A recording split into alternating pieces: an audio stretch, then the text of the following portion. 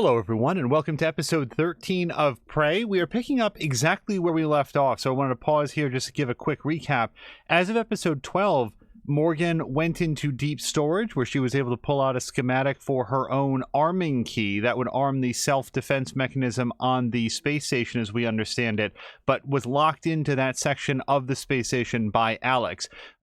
In terms of getting away, it turns out that the deep storage unit has some detachable pods that are intended to be severed from the station in the event of some sort of catastrophic collapse. So she was able to get herself into one of those and then eject. But during the ejection, there was a sort of a thruster boost that knocked her in the head with something heavy, and she got knocked out, and we were greeted to a brief cutscene of what appeared to be some sort of surgery or some sort of cell degradation. It was a little bit unclear. So with that little bit of a recap, I think that we're going to find ourselves atmosphere conditions. Back in 0G, and we are still in this sort of a severance pod. And is this open now? Nope, that is solid. All right, so the exit is probably going to be over here. This is our second episode of the day. We very rarely get to do multiple episodes in a day, but today was a holiday, and hopefully this will...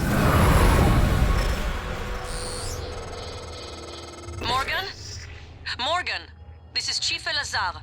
The airlocks on Talos are sealed, but there's an opening at the cargo bay you could use. I think you can get back inside the station here. Okay, that's not what I want. Okay. Hopefully it's going to chill out. It just did that thing where it suddenly goes into the Steam overlay because it's still on. If you remember from the very first episode, that was an issue and we wound up turning off the Steam overlay. Hopefully it will not continue to happen now that we're no longer alt-tabbing out, but we will see what it does. I regret that I don't have a better sense of the geometry of the station. It is an impressive structure. I am assuming that this actually takes place on a different map and that the entire game world is not actually contained inside this structure. That's something that they've tried to do with Star Citizen, where every building has its own interior. There's no instancing to it whatsoever, and that is a...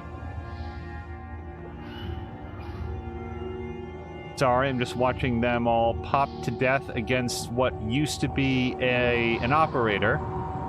That's fine. We can build a new operator. This is Dr. Dayo Igwe. I'm broadcasting to all contacts in proximity. Please, whoever is out there, listen to me. Oxygen is low and I have no spacesuit. An accident in cargo bay forced me to seal myself inside this container, but I have no way to dock with the station from in here. Okay, wait, we've got 6 minutes. New objective. Stop. How do we do that? I don't want to do that. I don't want to do that. Dr. Igwe. View on map. Dock Dr. Igwe's container. Discovers container number. Okay, so I want a fair shake at this. So far the timers have been extremely generous in Prey, but I don't even know where to start looking for this. View on map. No data.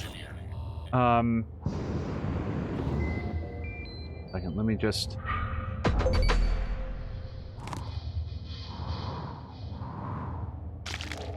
Okay, so multiple objectives. Grant Lockwood. Alex's escape pod. Dr. Igwe's container. Okay. That is much, much closer than I thought it might be. It's outer space, after all. Who knows what is where? Who's got no spacesuit? I probably don't want to open it with that keypad, unless that's exactly what I need to do. Discover his container number. Okay, it's 2312. Now, fortunately, I've learned from my producer, always keep a pen handy, so we're going to write down, I'm just going to write down 2312, in case I need to call that back in just a second. Okay, so what do we do with that information now? The shipping container is 2312. I can enter that number at the docking terminal to return him to stasis in Talos. Docking terminal.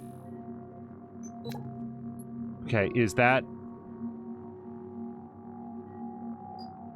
Docking terminal. Is that in the cargo bay? That's kind of where I would expect it to be?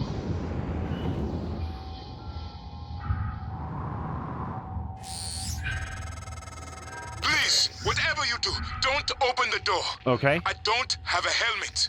Got it. Okay, so docking terminal. There we go.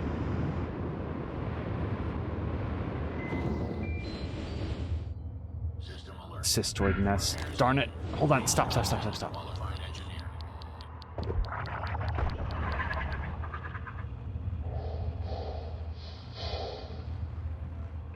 Okay, well, while they go over there, let me try to... So we do have to approach this a little bit carefully. We do have 5.5 minutes, so hopefully it's not going to be a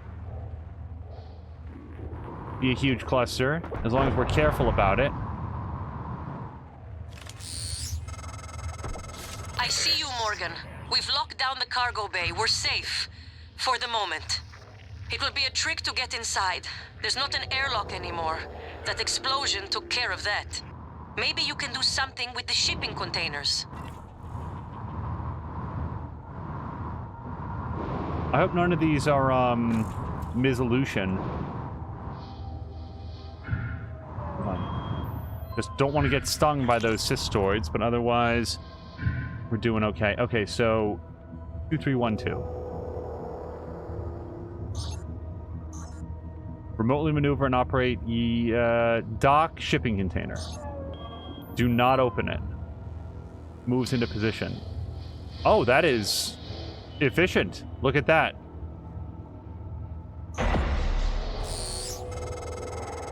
Oh, at last. I thought that crate would be my coffin. Even the stale air of Talos laced with a faint hint of nicotine and antibacterians. Oh, it's like spring. You have my thanks, Dr. Yu. But I thought... Well, you're no longer running the memory hamster wheel, I see. I hope you're coming in after me. Would be good to see a familiar face. And transmitting the code to the crate I was in. Hey, Jessica, got a minute? You found Dr. Igwe. He worked in the simulation lab and in psychotronics. He might be helpful, but he's unlikely to approve of your mission, despite everything he's suffered.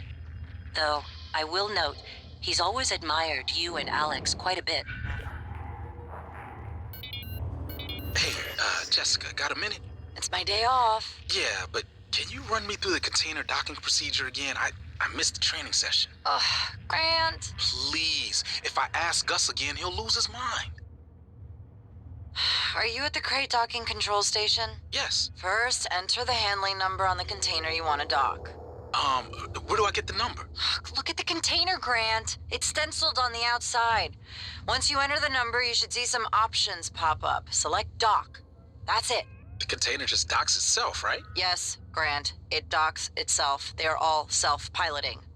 And I guess opens the container? Yes. But both ends can never be open at the same time. That way the interior loading zone stays pressurized even when the cargo bay doors are open. Okay, I think I got it. Thanks, Jess. Jess? Hey, you there? Okay, bye. Hello to Drienne, who was worried that they missed the end. So I'm going to assume that I don't want to open the shipping container because he might still be in there. So based on that transcribe, we're going to cancel out of that. Manage gates. Choose a gate to undock a container from below or choose a new option on the left. What is gate number 1 in this context? Probably, I don't know if there's anything I want to do. Select manage gate. Select the gate you wish to clear from the list at the bottom of the screen. The dock container will autopilot to its stowed location. Okay, I don't think I want to undock anything at this time. Let's see if we can... So there were many things that we saw on the way in here that were sort of flashing that I just went right by because they weren't a man in distress. So let's take a quick look around like that. Whatever that is. Yeah, we did a special early morning stream because I had the day off and it was a good time. But nope, the end of the game has eluded us so far. Oh, there's something in here. Keeping one eye on those cystoids. As long as they're over there and I'm over here, we'll just leave them to buzz around in the ether forever and ever. Okay, that's good. I like items inside supply crates because they aren't mimics that then attack me and make me feel silly. System alert. Repairs needed. Please contact a qualified engineer. Why did it look like something was flashing down here? Hold on a second. Ah, that's what it was. Some coil. It looks like we've already... Oh, Jessica Wiley. Well, based on how she was talking... So one thing that I have limited patience for is... hey, I have a simple question, and I just want to make sure I do this correctly, and people act like super snotty about it.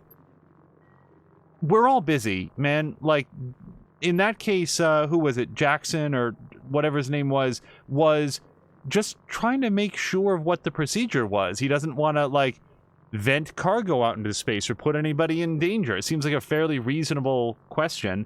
I accidentally equipped that, but what I mostly want to do is... So reload speed is all the way up. Yeah, let's do ammo capacity. Okay, and outside of that... I don't think I need to make any other changes right at the moment. Oh, I got a chipset as well. Prowl increases your movement speed while sneaking. So I sneak all the time. I don't necessarily want to do it or need to do it faster, but...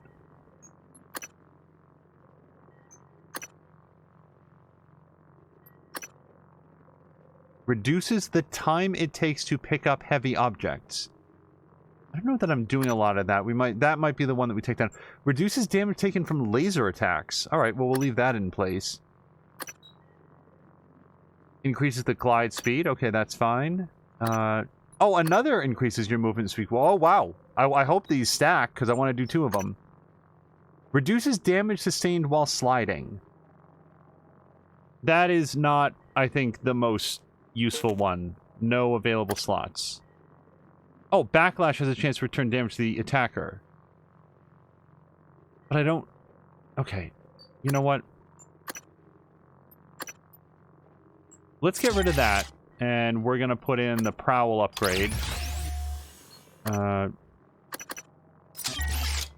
Oh, is it one and done? We can't do both?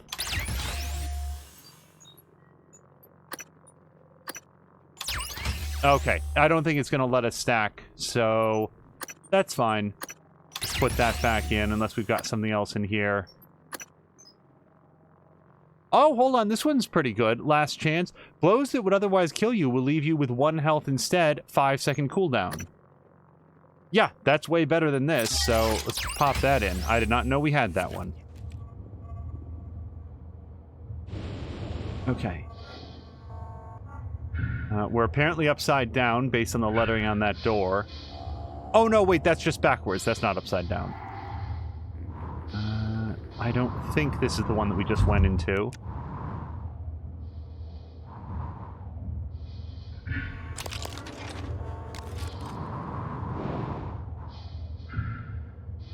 Give those a wide berth. See if there's anything else out here that we need to do. Or that we want to do. Also, so the fact that there was like a whole tutorial on how to use the cargo docking procedure, I bet there's other cargo containers we can find out here that we could either dock or open up remotely, and all we need is the container number. So we'll keep that in mind as we continue to explore. But now that that man is safe, sorry I don't remember his name. There it is.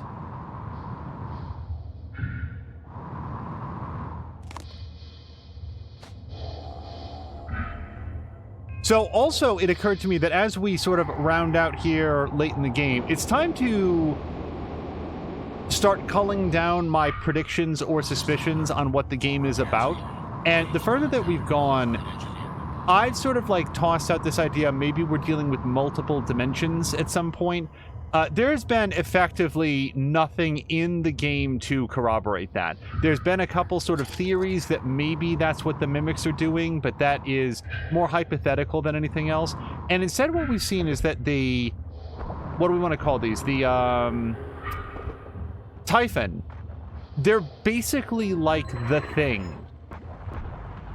Okay, let me, try to... give these things something to nosh on.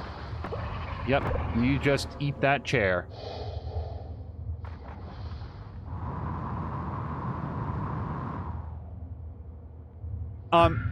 They appear to invade other living cells and turn them into phantoms or etheric phantoms or other things. Like they seem to be very invasive towards other life forms, and if that's the way that works, then I think I've got to lock in on my theory. So here's a running thing that we've seen a few different times. In the last episode, Dr. Illusion, and I don't remember, Michaelia, that's her, right. Michaelia was very surprised that Morgan is here on the station, and she said, "Oh, I thought that you were Earthside." It seems to me, based on the nature of their relationship, that Michaelia might know where Morgan is at any given time. She might be interested to keep tabs on her. So the idea that she's somehow mistaken on where Morgan is at the moment is, I think, more evidence that we are not Morgan, we're not the original Morgan, and that instead we are some sort of Typhon-based doppelganger. And that the reason our memories are not here is not necessarily just because of the neuromods, but because we're not real. Also, and I've got some more thoughts, but let's see if we can hack this open first. Let's think back to the very beginning of the game when Morgan was being tested. Hold on, I need to focus on this slightly. There we go. Get it over here.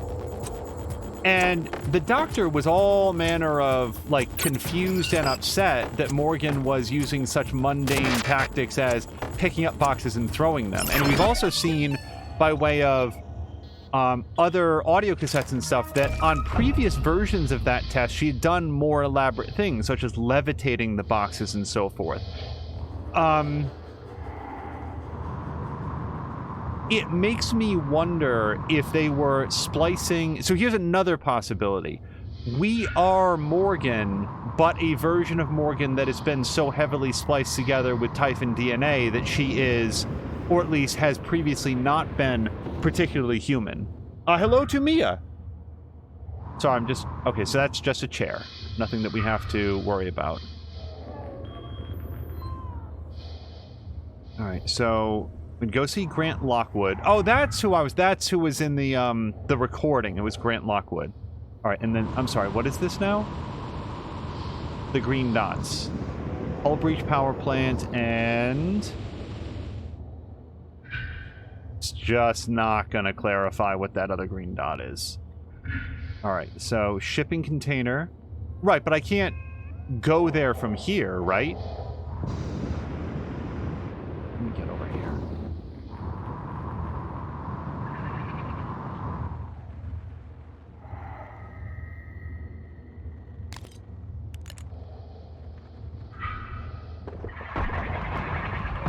Okay, that's fine.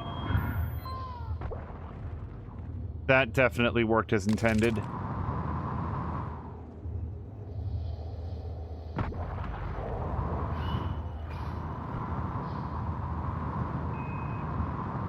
Like, this one here, like, we could presumably dock this, although I don't know why we would, since it's already open. Let's grab the thing, the contents supply crate if we can.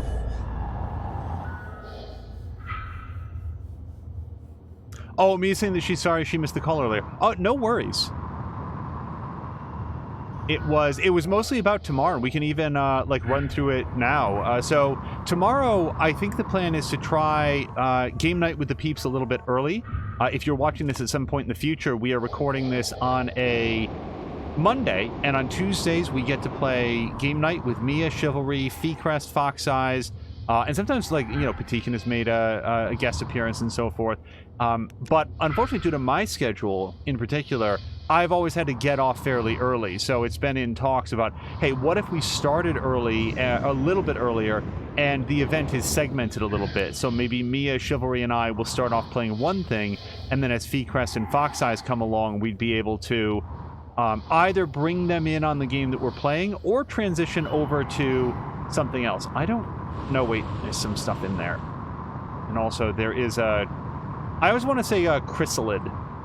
That is my my XCOM background talking. Hey, Drienne, we got a chance to check out a streamer that we'd not previously seen. It was, we'll just call him Mace. His actual Twitch handle is xmacex.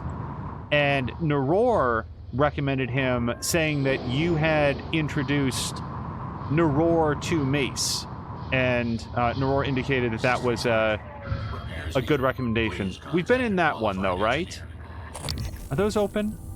Oh, my flashlight does not go that far. Hold on a second. I don't like the amount of radiation that is, and yes, that's open.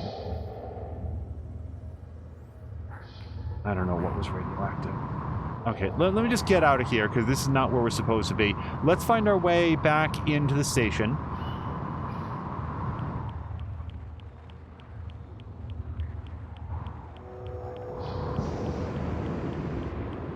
Get away from the radiation if possible. Turn off the flashlight to let it recharge. I very much like self-charging flashlights. Also, I don't know if we have examined this body. Tanya Vale. Well, I don't see any indication that we've searched her before, but... God, I would not want to die in vacuum. Mia saying, so whatever works for me would be good with her and... Chivalry. So yeah, I mean, I would think, you know, 7:30, somewhere in there. We'll hash it out for sure. Okay, I'm still trying to determine how it wants me to get back in. I don't want to go to Alex's escape pod. Although, I kind of do want to go to Alex's escape pod, because I want to see what's inside it. I just don't want to use it to escape. Just look up here. Yeah, so what's happened here is that Alex has relocked all of the airlocks to get back inside. So it's always fun when you are 3/4 of the way through a sentence and then the next word is just not available. Okay. Where's there? Ooh. Okay, I guess I just have to... Wow. Hold on a second. No, God. Okay, so this is fine. So what I want to do is let my lives recharge up to 20 or whatever they're normally... Okay, but don't ram into anything at this speed. You actually can hurt yourself. Let me just get way the hell away from that.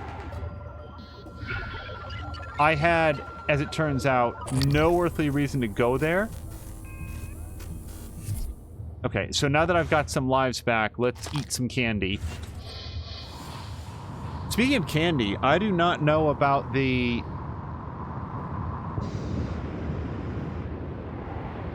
Sorry, I'm just trying to get going here.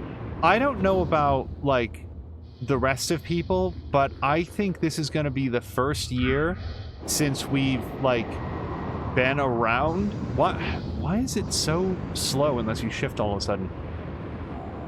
That I don't think we're going to be able to do Halloween this year. We talked about... Oh, Grant Lockwood is very much outside the station. Let's go check him out. We talked about some ideas, like using a chute or maybe some PVC piping to sort of slide candy out to the kids, but then, you know, that seems weird and awkward, and the way that we're set up doesn't really work that way. I don't know. It kind of feels like this is not going to be a day or a year that we're able to do Halloween, and that's sad because a lot of kids come around. I mean, it could be pouring rain and kids will still come around the neighborhood to get candy. So, all right. So something's radioactive, and I don't like that. I don't know what it is.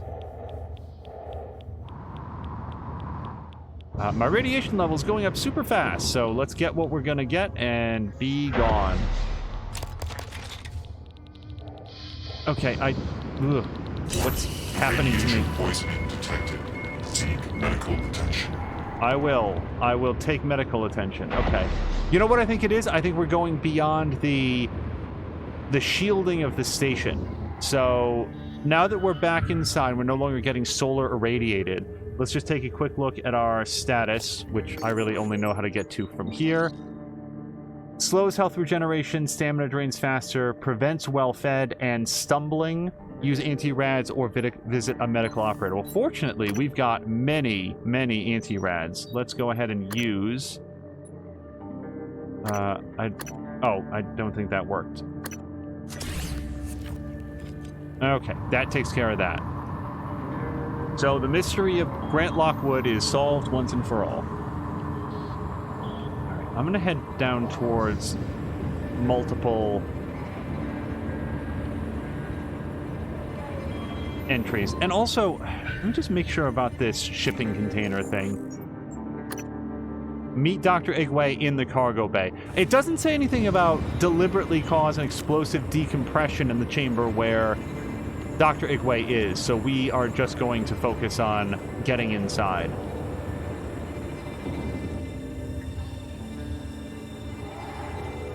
Somehow.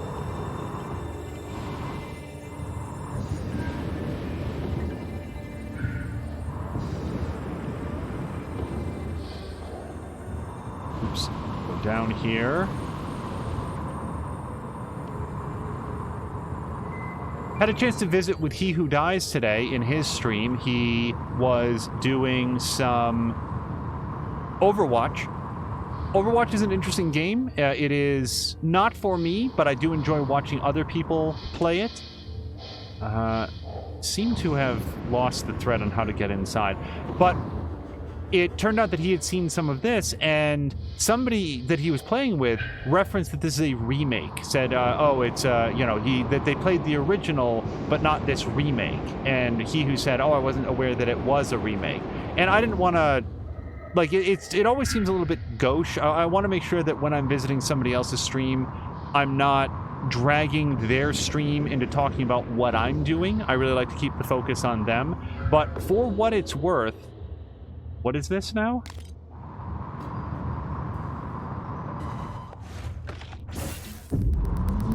Whatever it is, it's about to get a face full of lightning. It's a telepath. Oh, God. Okay, well... Oh, my psi is nullified. That's okay. You just hold still for 1 second. There we go.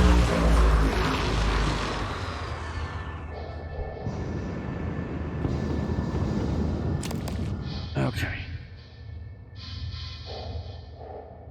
Yeah, for what it's worth, this bears no resemblance to the other game that exists that's called Prey. I never played the other Prey. I played a demo for it. It struck me as being an entirely uninspired first-person shooter with some very canned, sort of pre-made portal mechanics, and not a lot else going for it. Probably the most notable thing about it is that at the very beginning of that version of Prey, you can listen to a radio presentation with Art Bell, where he's talking about, like, the existence of aliens and stuff like that, which is, I mean, I don't know that they bothered to bring him in for new lines. They probably just had him be Art Bell for an hour and just recorded that. Like, why record new lines if you can just have Art Bell come on and do his own thing? Okay, I'm gonna lay down a quick save here.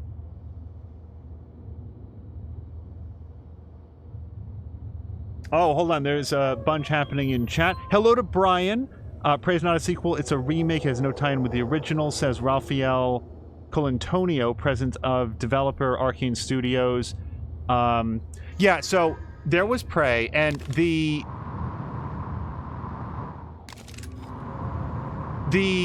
setup for Prey, as I recall, is that you are playing as a modern-day Native American gentleman who is, like, hanging out in a bar, and then the bar gets, like, lifted up. Like, I think the whole thing gets scooped up, or maybe the roof gets peeled off, and you get abducted by aliens, and then you break free on their alien ship, and then proceed to go on a shooting rampage. And it's got a couple cool things with, like, you know, sort of perspective tricks and portals and stuff like that, but it's not like the game Portal, where you get a portal gun that you can use anywhere to, like, link 2 points in space together.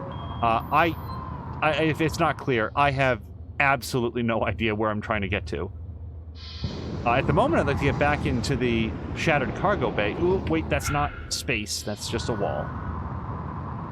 And then, as Dr. Teflon says, Human Head started producing a game called Prey 2, and boy, do I have vivid recollections of the, like, seeing the E3 coverage of where Prey 2 was announced, because Prey 2, I guess, nominally was a sequel to the original Prey, but I don't even think that you were playing the same character. I do remember that, as I understand it, the setup was that your character was, you were the sole human and a bounty hunter in this, like, dense Coruscant-style alien city. You're the only human around. As I recall, they had indicated that you're not really going to understand why you're the only human around. Like, that was going to be a running mystery.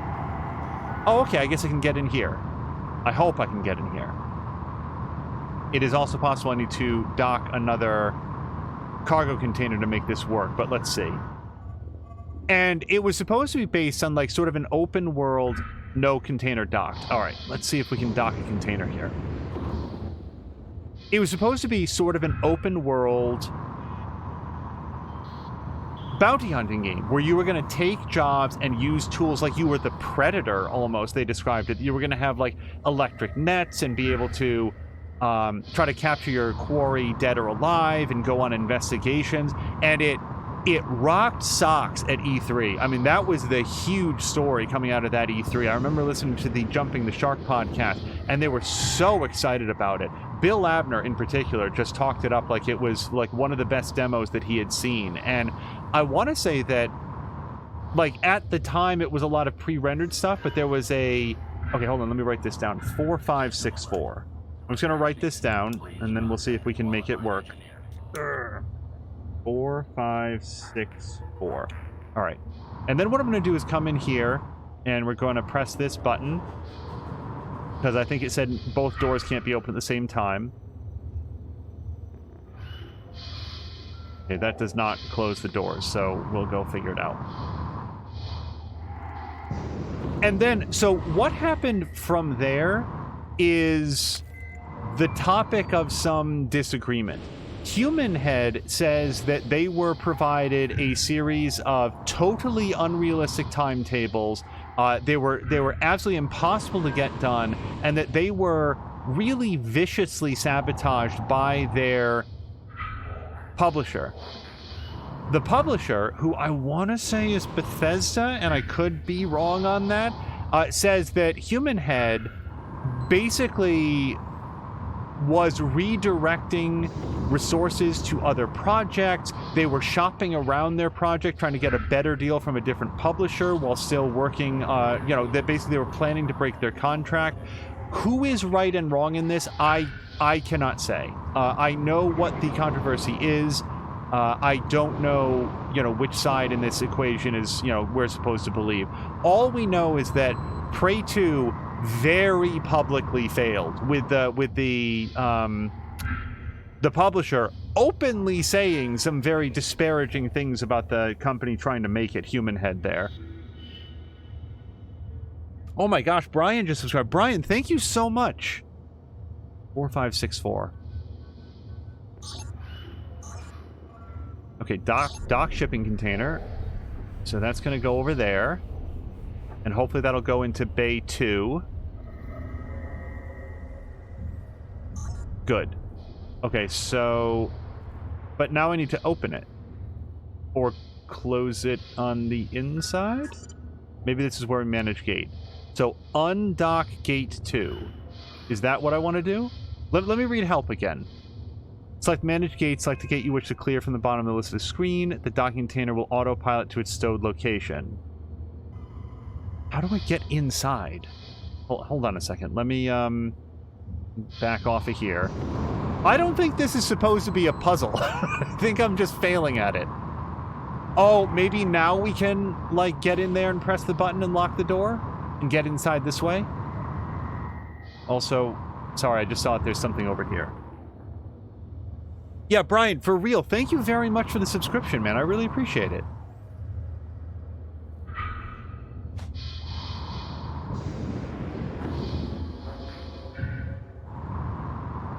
Slide in here. Okay.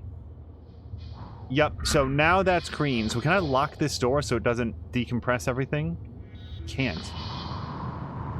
Can I close it from in here? It seems like a really bad idea to open the cargo bay door while this is... Oh! Okay. Well, something I did close that. Alright. Mission accomplished.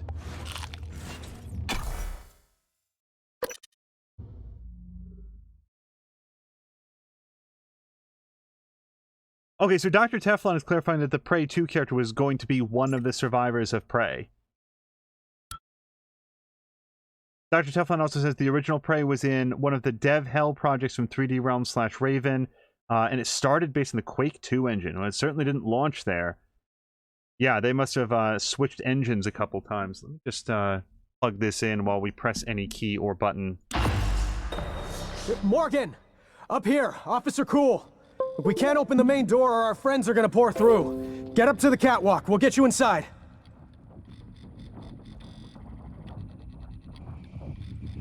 Hold on, there's...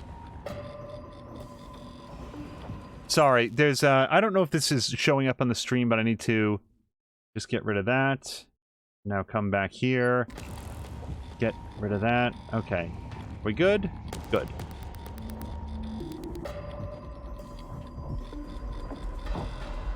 Now, I saw something... I think I saw something with a red health bar. Let's repair that turret.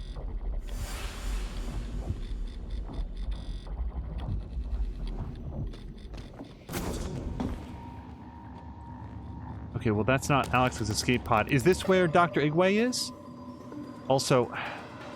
Sorry, now I have a mouse cursor on the screen. This is... Sorry, this has gone weird. Why is this doing this? So, I think we all see the mouse cursor that's now suddenly on the screen. Okay, here's how we're going to fix this. Let's do a save game. And just to be on the safe side, we'll lay it down a new save. Okay, and let's go... Is there a go to the main menu button on here? Ooh, okay, that's going to be super distracting. Exit. Oh, exit to...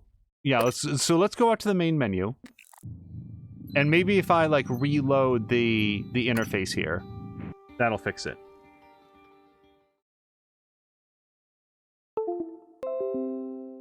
Oh, cool, it's still popping up. That's great. And now it's minimized. And the mouse cursor is still here. So I'm actually going to restart the game real quick, because otherwise this is going to be very irritating for everybody involved. So let's just go to exit and confirm. Okay. So please bear with me for a quick just game restart. Game loads pretty quick. That's a weird bug. So what happened there is I went to plug in the phone, then the computer said, what do you want to do with the phone? And I just want it to charge, really. And at that point, it sort of flipped out, so we're just waiting for it to synchronize or whatever. So yeah, the development and sort of failure of Prey... Like, the first game Prey, the first Prey that there was... What the hell was that? All right. Try this again.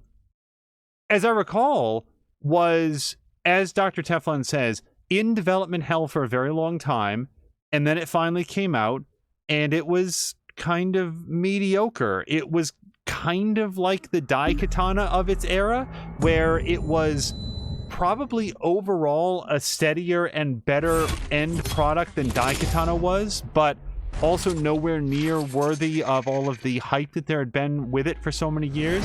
So it just sort of came and went in a little bit of a quiet whimper, and I've never really talked to people that knew about it or played it. but has nothing to do with this. Not like there's no, as far as I know, there's no Typhon, there's no space station, no Talos 1, no Morgan U. Like all of this is just like invented for this game, which frankly begs the question, why would Bethesda or Arcane Studios or anybody care about naming this game Prey? They could have named it anything. Okay, there's no more mouse cursor on the screen. I think we are back on track.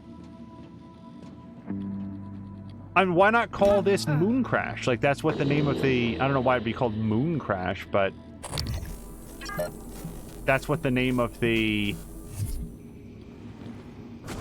DLC is called. Maybe that was the original name for this project, and then they got the coveted Prey name, and they're like, well, we can't possibly pass up continuing the franchise that no one has thought about in 7 years.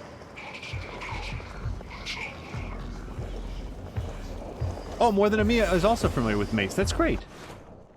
Let me pull out my trusty shotgun. I think I'm going to need it here in a second.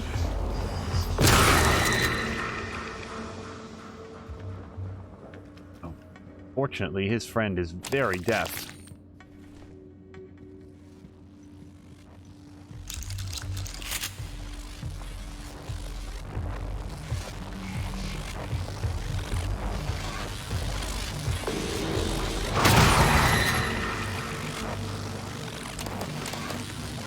So Mia was playing some Grand Theft Auto 5 yesterday and sort of experimenting with the stealth mechanics in that game. And Grand Theft Auto 5 has kind of elaborate AI for a game of that size and scope, where the enemies will... Ooh. Okay, so what I want to do is drop a EMP charge right on his head. And then I want to... I don't think that's going to hit him, by the way.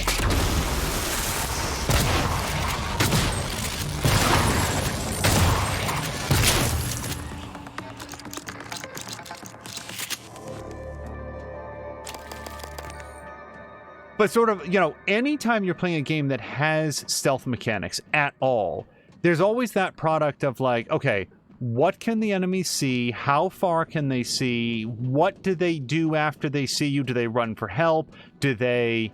Oh, I could have... it would have been way better. Just deploy the turret. Well, what we're going to do is set this guy up. Turrets don't seem to shoot up and down super well. So let's just put this guy right there, and we will leave it where it is. You know, do enemies run for help? Do they run directly at you? If the enemies do see you, what are your survivability odds? These are all the questions that you have to answer when you are playing in a sort of stealth-based game. Power interrupted, offline, raise. Okay. And then there's some sort of turret up there.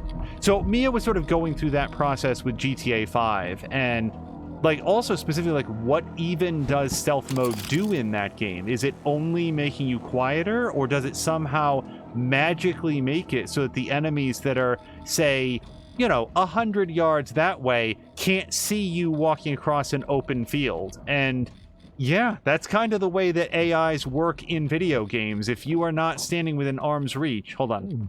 Yeah. Remind me never to cross you. You killed them all. Let me open the door, man. These PPN-8s might as well be water pistols for all the good they do. Gonna have to keep a watch on Igwe. He stirred up some of the organisms getting here. Might do it again. Okay, so I guess I can go in here now. I kind of want to fix this, except we're down from like 50-odd spare parts to 23, and like we just like deployed a fully functional turret. I might explore this area later. Let's go with Austin McCool here.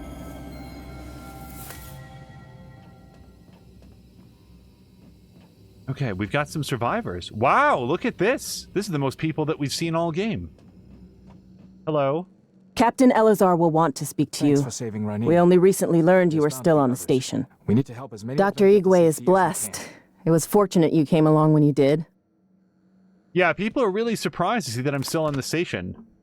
Everyone is like, Thank wow, you for I had saving no Officer idea. Chaudhry, Dr. Yu. Oh, boy. She's told us of the telepaths. Thank you for rescuing Officer Shadri. She's all right, isn't she? I actually don't know Officer Chaudhry. We lost Teague and Remmer during the first stages of the attack. I'm glad you were able to save Rani. No movement. Room secure. Yeah, no movement at all. Seems pretty safe out there. Like I said, in video games, AI characters can't see past the end of their own nose. So you can't, like... But that is legit something that I feel like everybody goes through, you know, when they start up playing some sort of a stealth-based game. What can I get away with, and how do I get away with it? Heard Dr. Igwe was floating in a cargo crate outside the ship. If he stayed there, he might have survived longer than any of us. Okay, well, where is he, by the way? I was supposed to hook up with him afterwards, and I don't see him here. Meet Dr. Igwe. View on map. Okay, so where's... Okay, so he's on the upper level. Guess I gotta go there. But before we do, let's go hacking in Gus McGill's computer. Come on.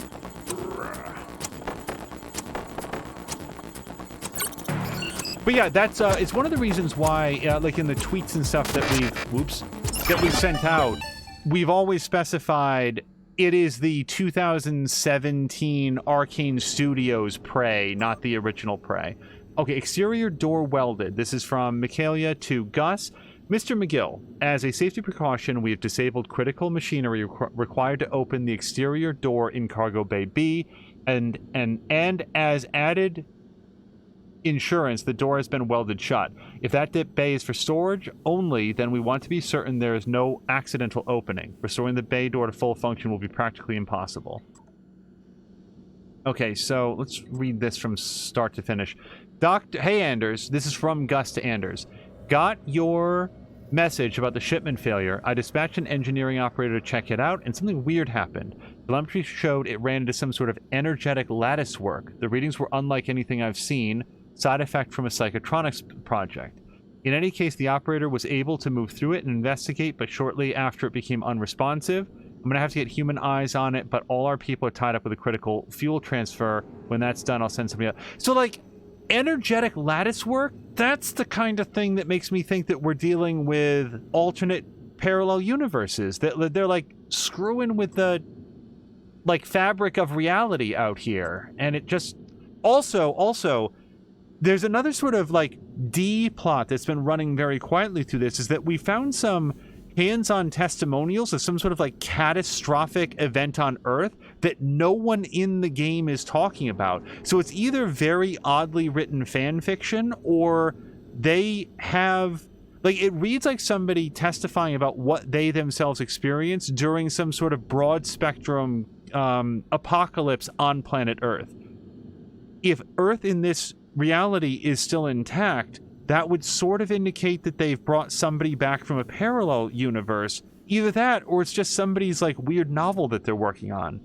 Anyway, there was a blast in Cargo Bay A, exterior doors ruptured, all the bulkhead doors automatically sealed, but several of my people are missing. Dr. Igwe from Psychotronics was in there, and he's gone as well. Let's have a chat with Dr. Igwe. What the hell are you doing in Psychotronics? Ekaterina said that she saw a floating orb drift over to the chlorine trifluoride container and detonate. Oh, that's just a cystoid. Static discharge, but all the dampeners were activated. Secondary blast went off not long ago in fuel storage. Something is going on. No one's calling me back. Let me know as soon as you get this. I'm going to take the rest of my people over to life support as a precaution. That was from Gerald to Gus. And that wasn't the last thing in here. So... Open cage 1, close cage 1. We're going to open both of them, I think. But before we do that, before we just go around opening cages, let's take a quick look, because I don't want any of these people to die. Is this the doorway? When I open this, what specifically opens? And also, can I close this door? I cannot. Only he can. He's going to leave it open just so he's going to watch nothing. Oh, hello to Patikin.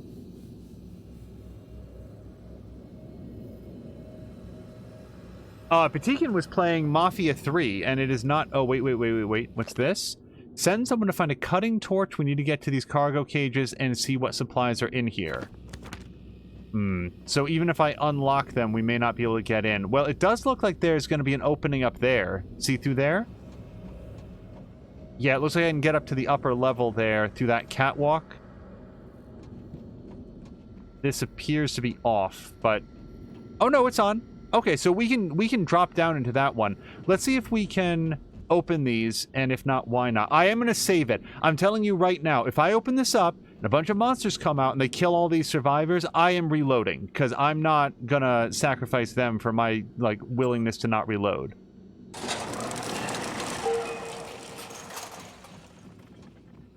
Okay. Okay. Everybody stay the hell away from this, alright?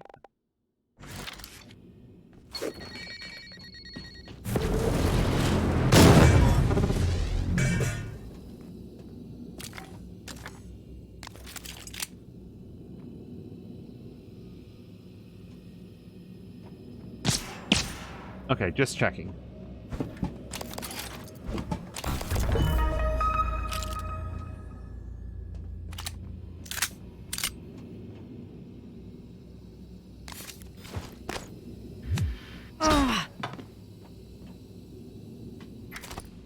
Boo! I want that. We gotta find a recycler again. I mean, I can drag it out of there. Let's see.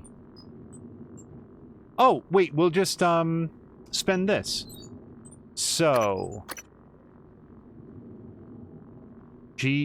R, upgrade... Range or accuracy? Let's upgrade accuracy.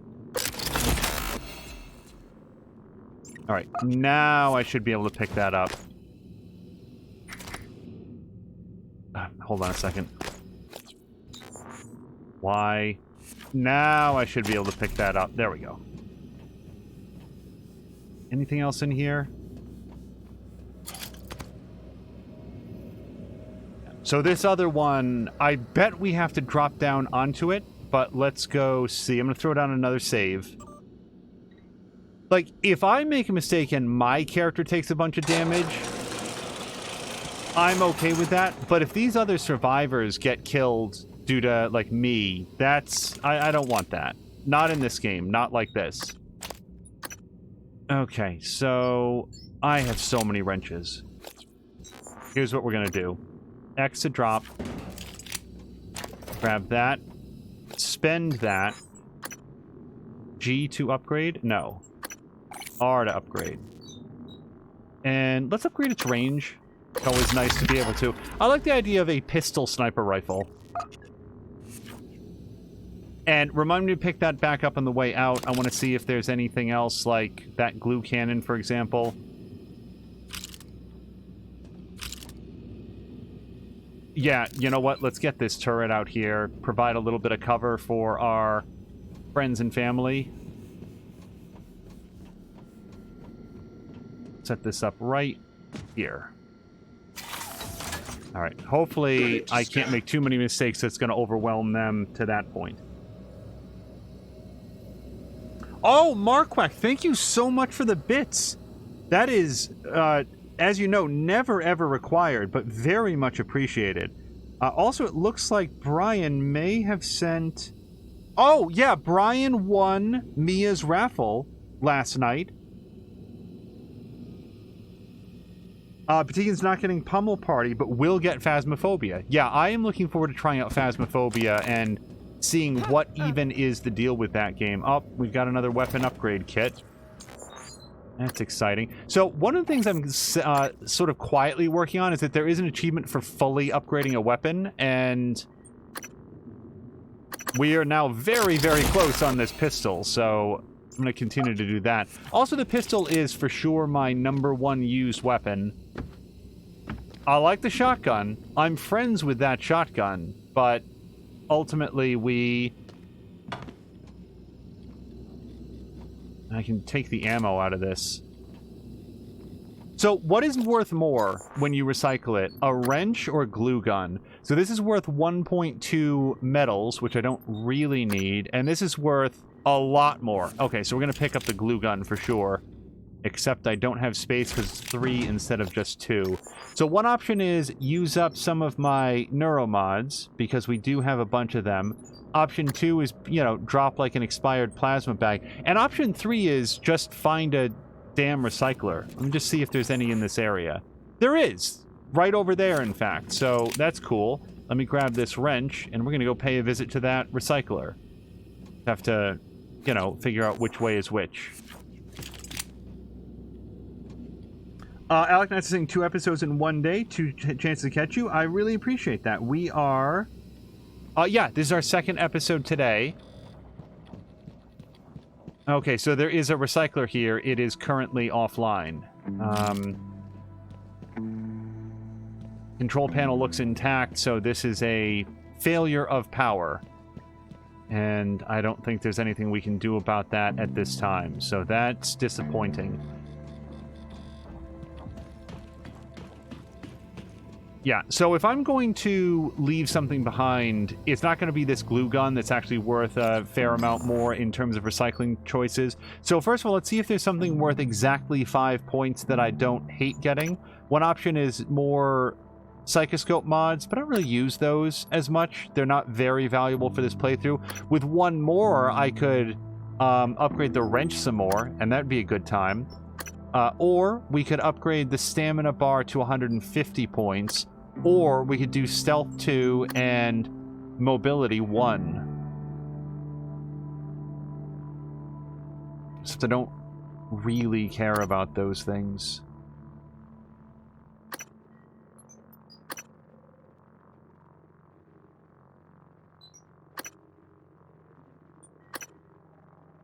I could do these 2, though. I could increase the psi pool and then increase the effectiveness of psi hypos. But man, I'd way rather have the wrench one. So yeah, I don't think I'm gonna spend those points on shit I don't want. At that point, Christ. Yes, I think I'm just gonna walk away from this. I could break down 2 wrenches, dismantle to get 1 spare part. I don't really need the metal either. Maybe I do want to do this. What's R? Dismantle? Yeah. Let's just dismantle 2 wrenches. I don't need that metal near as much as I need the orange bits, the synthetic metals or whatever. Chemicals.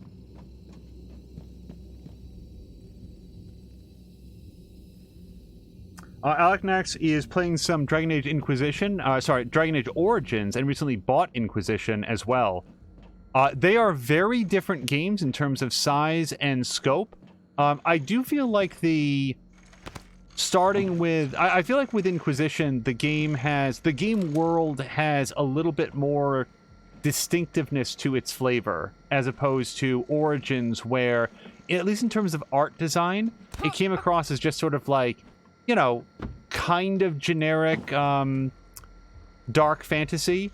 And then by, you know, in Dragon Age 2 and then Inquisition, it really stepped up the art design and started feeling like its own distinct world. I really liked Origins, and... Wow, they're not kidding. This place is overrun. Guts Cargo Terminal. Yeah, let's not open any of these doors. So, where am I trying to get to at this point? Multiple objectives that way, or shipping and receiving, which is up that way. And I can't get there from here that I can see. I did not care for Dragon Age 2. Oh, wait, that might be... Thanks for getting Chaudhry back to us. She's still rattled. Says the thing's... Sorry, what? Sam. What is it doing? Oh my god, did it? I think I'm gonna be sick. It just made another one of those things, like it pulled it right out of Enoch's corpse. Ugh, corpse, maybe. I don't know, maybe it saved him. It could still be Enoch. Does it look like it? Sam, promise me you'll kill me if I ever end up like that. Sarah will get us out of this. She got us this far. We're safe in here. For now, I'm going to check the perimeter.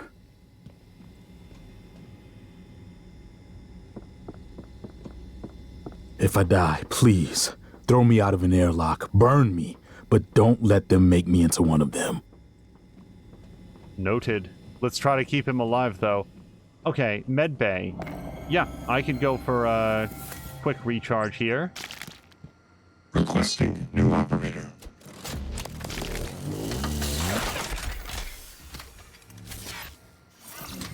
Hello, nice to see you. Diagnosing. Looks like you've had a rough day. I'll have you feeling better soon. Good as new. Please fill out a patient experience questionnaire so I can serve you better next time. Oh, there's somebody. Yeah, we'll go in there in just a second. Let me just pick up all this trash. We've already read book 5, so we're going to be able to skip that one. I do feel like this is like book 3 or book 2. There's one book that we never found. It might have been 2. Yeah, Dragon Age 2 is, to me, and as always, I'm not looking to convince anybody else to not like it. Dragon Age 2 is the only BioWare game that I have refused to finish. I got a ways into that and had a very bad time with it at every step and said, that's enough, I'm finished with this now, and have not revisited it. I'm glad that it has an audience. I'm glad that it has people that enjoyed it. It was not for me. Positive departmental review. Please relay the following to the security crew at the next staff meeting. Earthside sent a very good appraisal of our provisioning and cargo staff during last month's visit by a board of directors member. Talos cargo staff performed admirably during the inspection. Well done. Keep up the good work. Well, I guess that feels good. I actually had I actually had a performance review myself recently, and it also went well. You got to Micah, thank God. I wasn't sure she'd be... So you came all this way, only to get back into Talos? Only way in is through the door to Cargo Bay B, which is filled with those creatures that your brother insisted couldn't escape confinement. Kind of like you. I'm the only one with the code. It's yours if you can help us secure the firepower we should have had when assigned here. The Eradicator turret fabrication plan. Wait. You have the fabrication plan already. That means all we need is a working fabricator. But there was an accident in fuel storage, so power's down. We'd need to get the power back on. I couldn't ask you to risk yourself. The explosion in fuel storage nearly killed Ekaterina. I can't ask anyone to risk themselves. Not even you. Still, look around. Maybe there's some angle you see we don't. You've been resourceful so far. Look, I don't know what you're planning, Morgan, but just remember, the only thing that matters is how you treat the people that are still alive. I agree with you. Remember, it's the Eradicator fabrication plan we want, not the reployer plan. Whatever the hell a reployer is. If you find a way out of here, take Dr. Igwe with you. Maybe he can be of some help elsewhere. Place turrets in the loading zone of Cargo Bay B. Dr. Igwe. Figures he'd survive. Dumb luck, I suppose.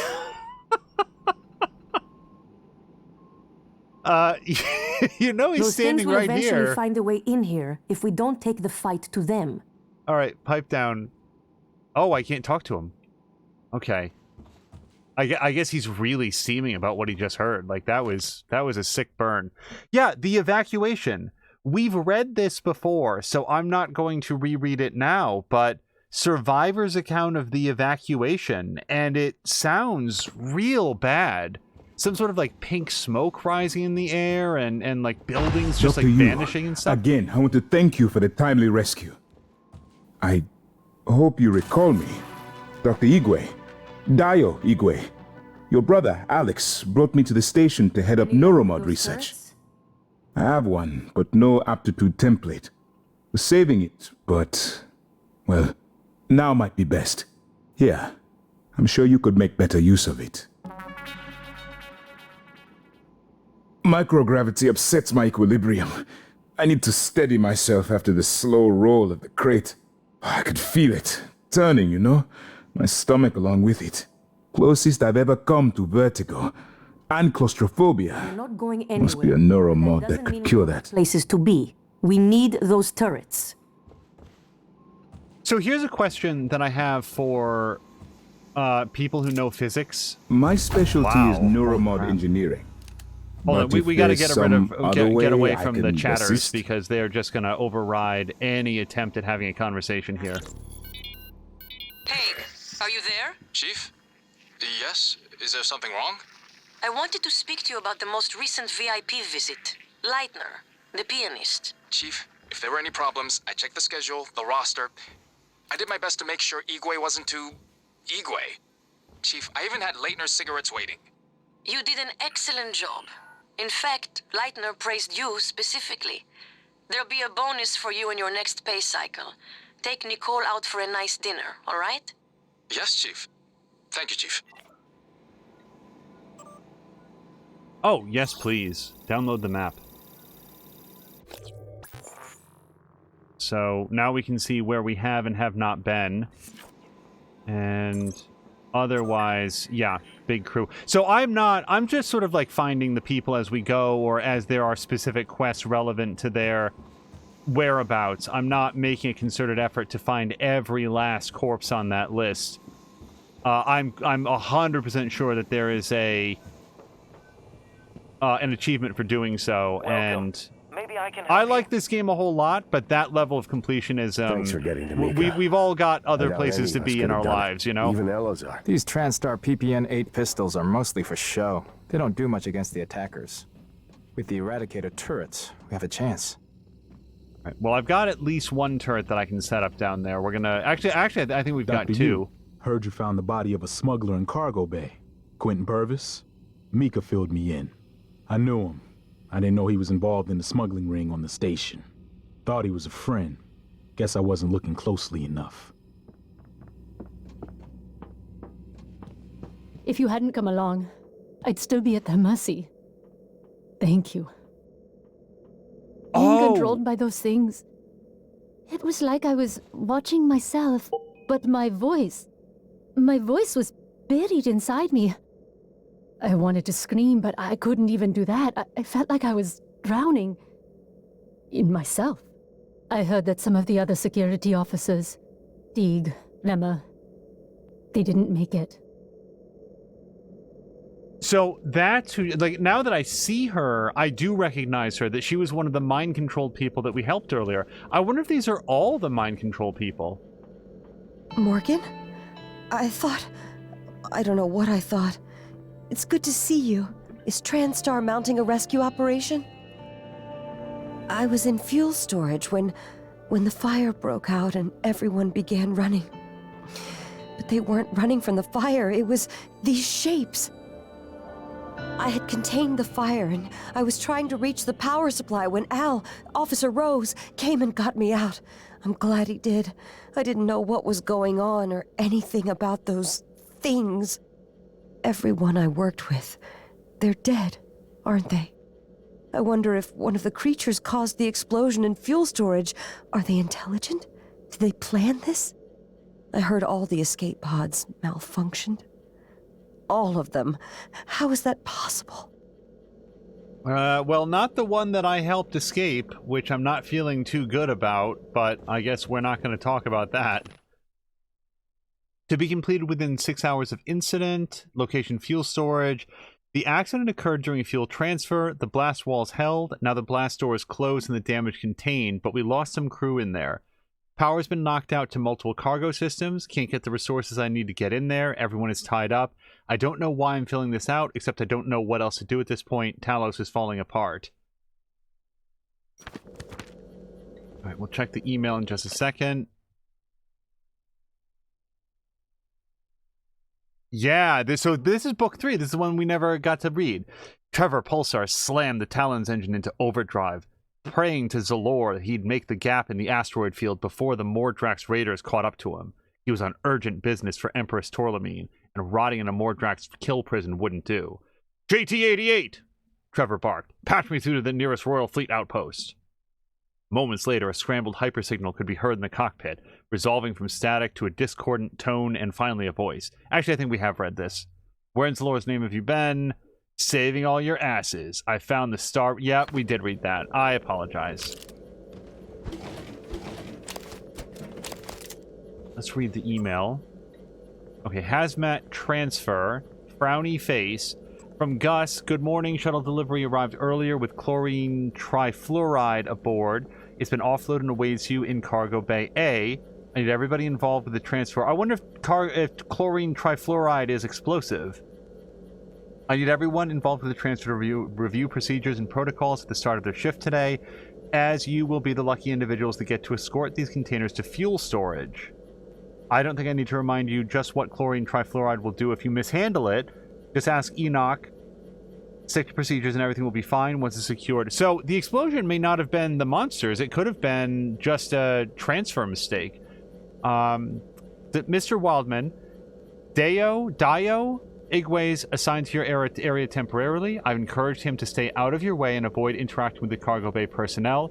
There's some incoming materials I'd like him to handle directly. His work is confidential and he answers directly to me. So if you have any issues, please contact my office. Dr. Bellamy. That's all we got. Now, there's a whole stack of food here, except I have tons of food, so I don't actually need it, and, you know, I don't think that we're going to be treated to a scene of this crew of survivors sitting down to have a meal, but at the same time, like, if I don't need it, why don't we leave it here, and then if I need it later, I can come back and pick it up. Boy, they did not lock any of the doors when securing this area. It's interesting choice.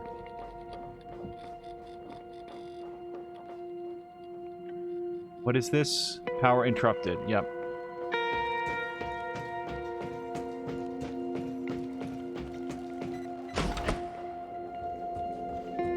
Now, I do have one question. We've heard tell of a smuggling ring, and it was said that the secret panels could be opened with 3 wraps of a wrench. I don't know that this is it, but... Oh, there we go. Okay, weapon kit fabrication plan, a neuromod, and an EMP charge. Okay, so now for the first time ever, I know what we're looking for. There's another one up there, but I kind of doubt it's going to be a smuggling thing. Let's just see. Right, yeah, I bet it's got to have that red light on it. So, that's a mystery solved. I'm not going to find the other 5, but... we'll take that one. And yes, there is a wrench there. My inventory is totally full, so we're not going to... Well, actually, you know what? Let's grab this one, and... R to menu, left-click to dismantle. Now I get a spare part, and I get the wrench. Fudge. I can't pick up the, glove.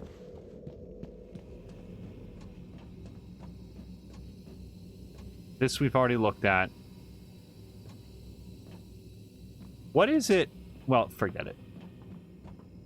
It's an odd reflection out there. Okay, so our current objective is open cargo bay B, but we want to lay down some turrets first, which I can do. Care about that. Not doing that.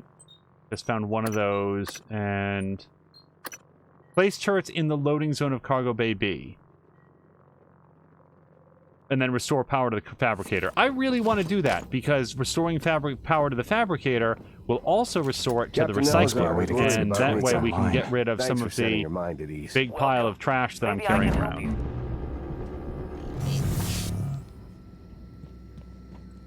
Okay, so let's grab this one.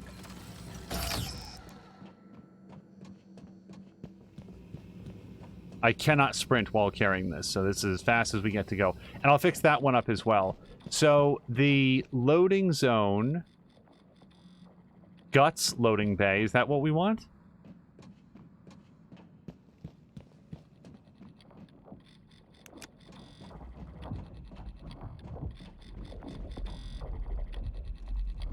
Oh dear. I did not see her down here. Ash.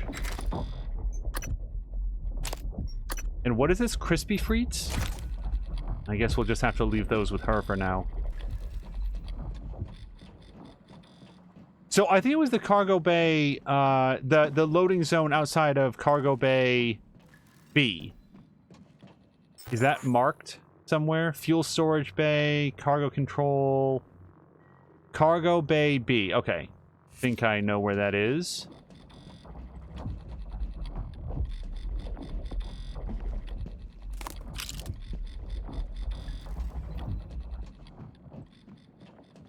Also, she made reference that Morgan has some sort of turret fabrication plan. Is that true?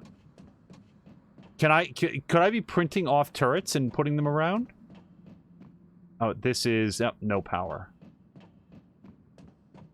Okay, that doesn't look like where I want to go. Simlander's asking if the turrets sing. Regrettably, they do not.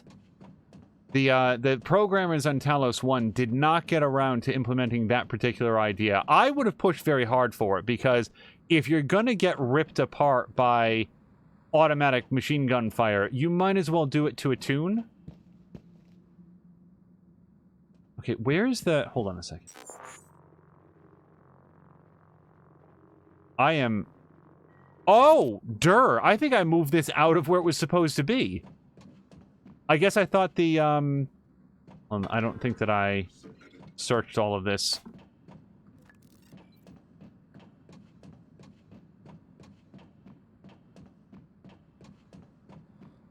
I guess I thought of this as shipping, receiving, not loading bay.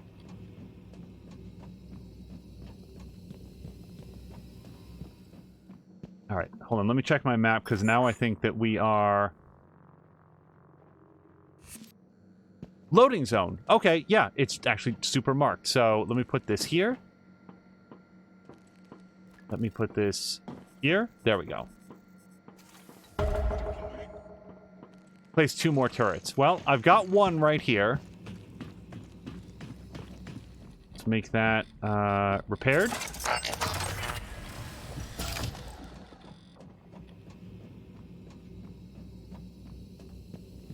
This one we're going to put right here. Okay. Now, where do we find a third turret? I did not see one. But maybe there was one inside one of these cages that I overlooked. Let me just take a quick look. No. No. No. No. I'm pretty sure that one of the turrets came out of this cage. Also, before anything happens, I do want to fortify at least 2 of them. Fortification won't stop them from getting knocked around, but they will be helpful to make sure that they will continue firing even if they do. Thank you to whoever got that. Mia, I assume. Alec Knights is asking if I like the dog in Origins. Very much. I do not remember what I named him at this moment, but that dog was in the party pretty much the whole game. Ah, there's a turret. I have a vague recollection. I thought I saw one around.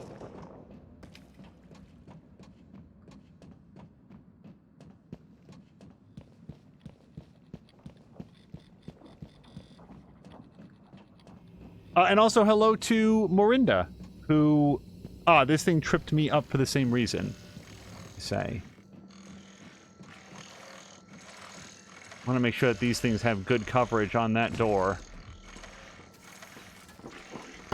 Officer Maddox ready. Okay. So it looks like we're about to get real loud. So, let me fortify this one. And do we have any Hopefully sense that on... medical operator's ready to go, because we're gonna need it after this. I'm going to fortify this one. Now or never. No, it doesn't have to be now or never, Alfred, and also don't stand in front of that. No! We doing this. Everyone relax! Ready as I'll ever be. Love you, Mom. See you in hell, Dad. Oh, take a breath! I'm ready to rock and roll. I was going for a snack first. Oh. Peaced out. Check. Breathing. Check. Scared? Check. Oh my god. They're so ready to go. Guys.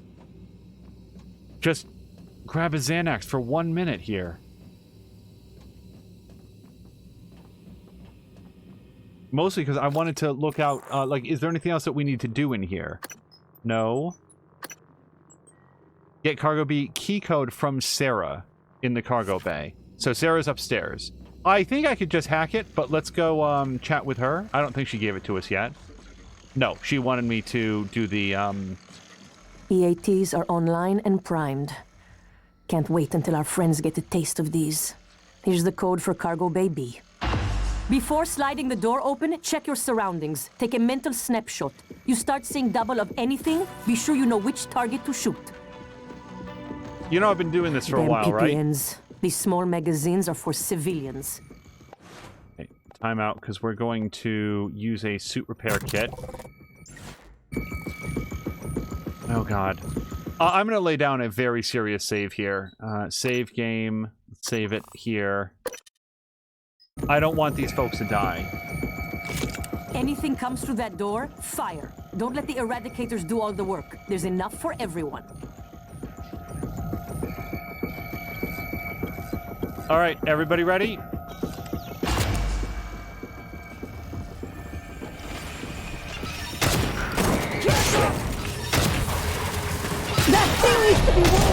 Okay, I'm getting really hurt, and... Die already!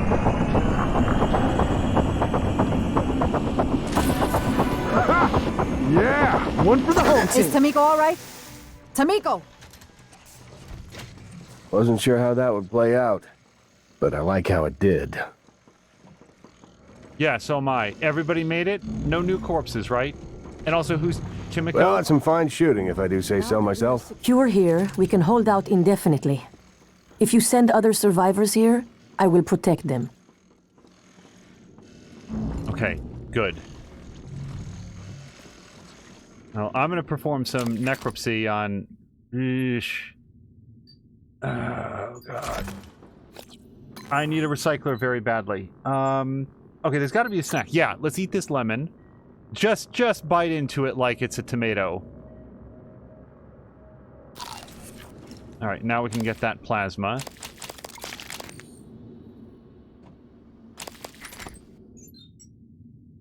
Okay, I will eat that in the uncooked noodles in just a second.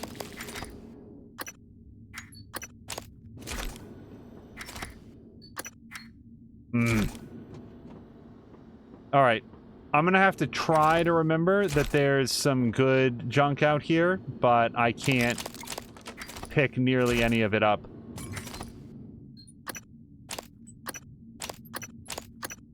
Okay, can I... No, I can't. Alright, so here's what we're gonna do. I'm gonna break down this wrench. R, dismantle, confirm. And then we'll grab that wrench.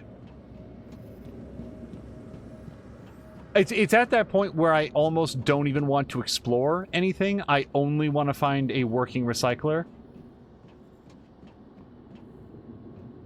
Like this right here. Like, what could be in here that I can pick up? We're going to lay down a quick save and open it up, but it does feel a little bit silly.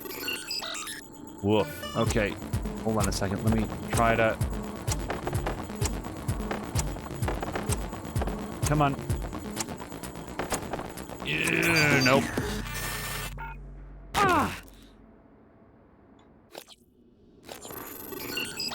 Look how much easier this one is. Oh, and as I'm failing, look at the difference between the one I just did and that one.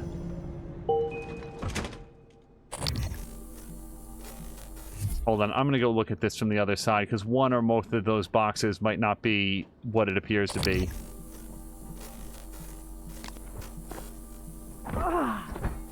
All right.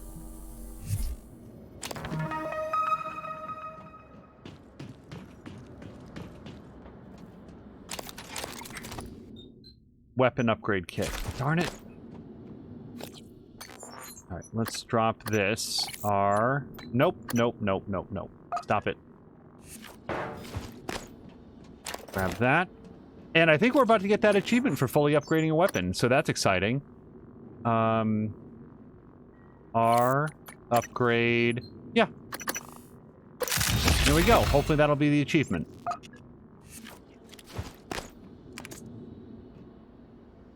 Oh, hello to Azaric. Sorry, Azric. We just did a, Sam Leonard's going, lemon. We just did a significant battle in, it's gonna be known as the Battle of Cargo Bay B. It was successful. We set up some turrets. We fortified them. We got everybody out alive. And now we're just looking around in here to see if there's anything that we can scavenge before we do whatever the next thing is.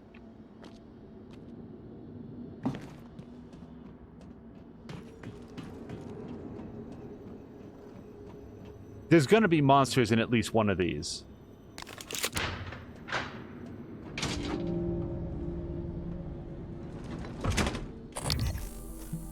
That's a lot of chairs.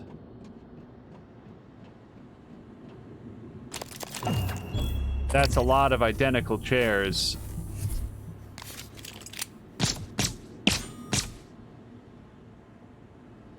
Okay. I guess you guys are okay. Son of a bitch. Like, this...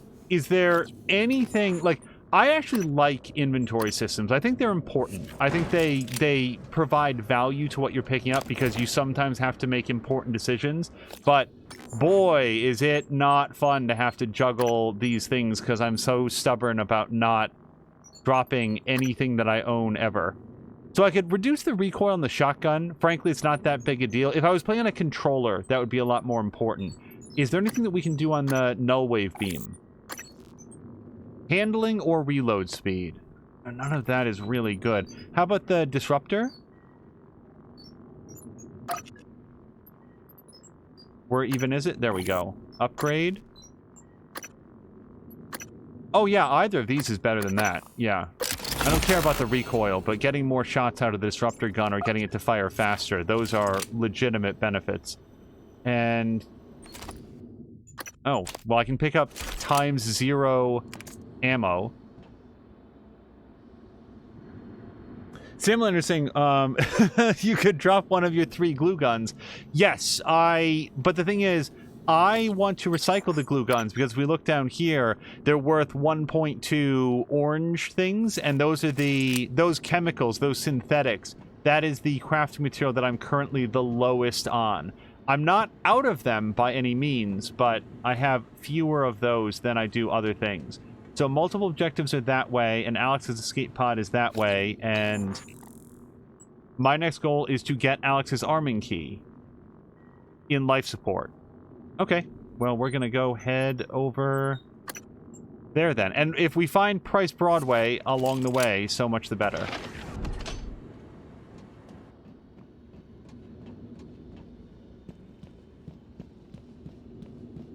Okay, is there anything in here that I need?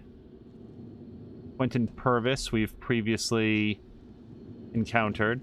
I feel like Quentin had the right idea. Lock yourself in a cargo container with your rolls of toilet paper, and he had some food in there before, and just wait for help.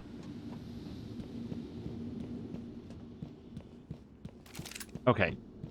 Straight to... well, when I say straight to life support, my memory is that there's almost no recyclers in life support. We actually had to go to Morgan's office last time we needed one, so we might stop up there. Morinda's therapist calls it hoarding. They call it proper preparation for xenomorph infestation. Yes, if we... whoops, hold on. Morgan, it's Mikhaila. Look, there may be a way to bypass your brother's override. It will give us access to the main lift, the airlocks. But to do it, you'll have to reboot the station. Yes, the whole station. There's a panel for cutting the power in the main reactor control room. The reactor should restart, not long after. It is the only way. I'm sending you the code to the reactor. Okay, that is new information. Hopefully we can act on it. So that's the reactor control room, but wait. We need a recycler. I can't go anywhere without it. Yeah, so this took us straight into life support, which is nice, except, like... well... okay, let me think. Let me think here for a second. If I go this way... No, that's atmospheric control. So I need to go back up to the lobby. Yeah, I'm sorry, everybody. We got to make a pit stop here because whatever's in the reactor room, assuming that I haven't already been in there, whatever's in there, we're going to want to pick up, and I just have too much on my plate. Main lift offline. Oh, we're locked in. Yeah, Alex did a good job of this, so I guess we are heading downstairs after all.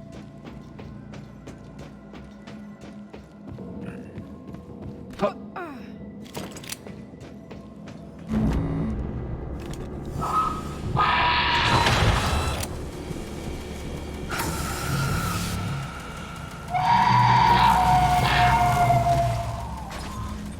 I don't want to fight that. Okay. Stop. Okay, so I need a null wave transmitter. Oh, God.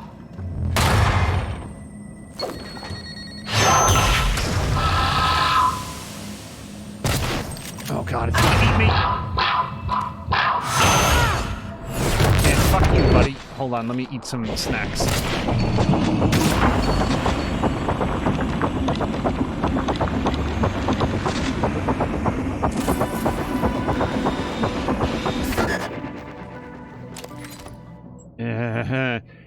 It's worth so much.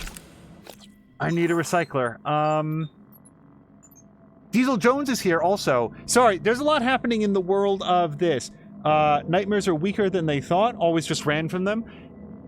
It could be the fully upgraded shotgun. They are incredibly lethal. If you saw, like, that was 2 or 3 hits, and my 200 hit points were down to 40. Okay, we can't drop Morgan's arming key. Is there any other single item that we can be rid of that I'm not going to regret forever?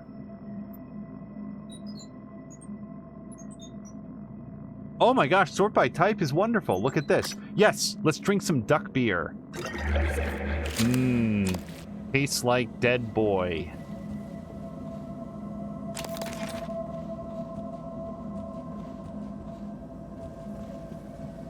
Fabricator. That's not what I need.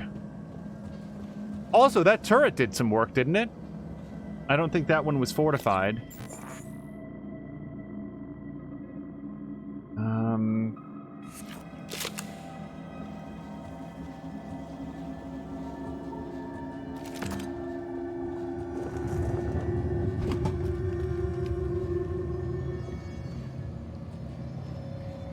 Samalander understood that reference. Yes, we'll not delve too deep into it in this stream. Oh, that doesn't look healthy. I am pressing F. What is happening here? Is this gonna, like, lunge at my face? What is happening?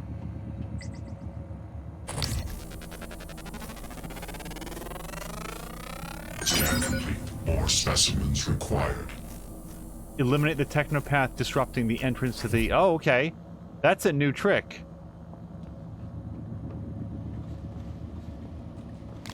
Hey, technopath.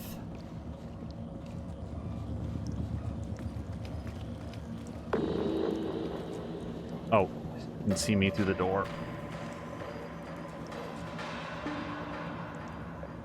Wait, what?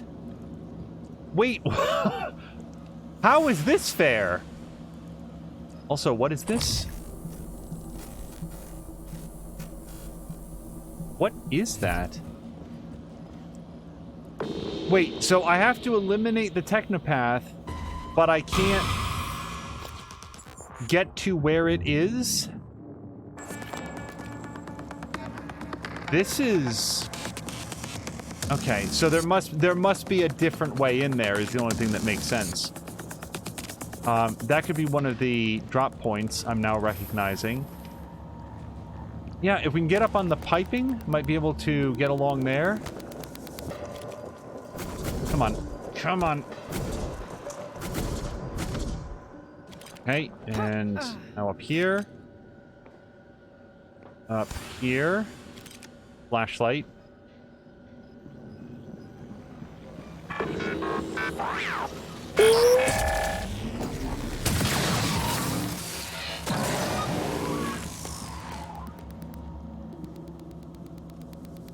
Yeah, there's a maintenance hatchway up there. Maybe this is what we need.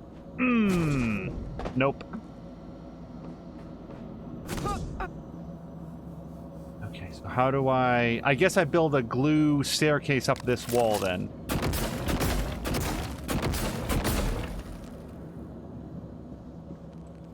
Although those supports are not going to make it easy. Unless you just clip right through them. Okay. Let's see what else is up here. Maybe loot that science operator. Nothing is up here. Okay, just a maintenance catwalk. Marina's also confirming that the turret did a lot of work. Yeah, it always feels like I've left turrets here and there just in case I ever have to navigate back through an area. And it's nice when that bit of preparation work pays off. Okay, we are going to surprise the shit out of this thing. Let me lay down a save there.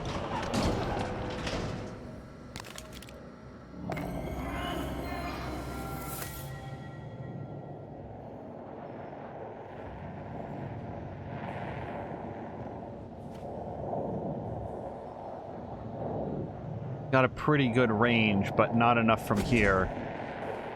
Oh, now we can get it.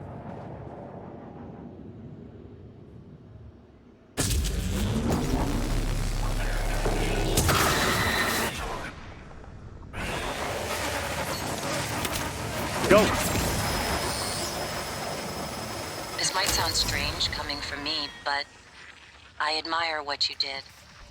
You didn't have to help Chief Elazar and her people in the cargo bay. Especially considering you intend to destroy the station. You gave them some hope, even if it's brief.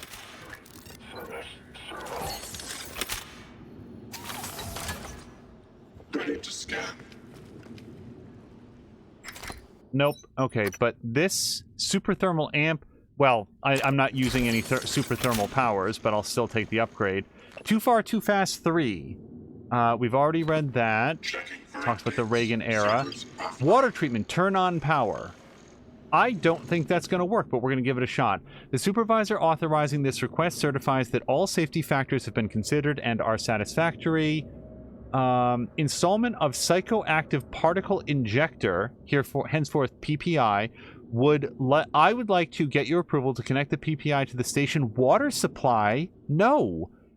In essence, the PPI will alter the composition of drinking water by 1 part per million by mixing exotic particles at regular intervals. Imbibing the water should positively impact psychoactive potential? What?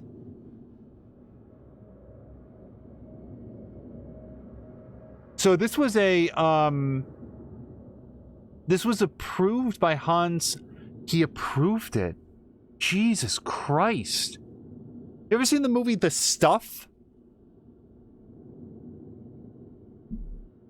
Alec Next is asking about...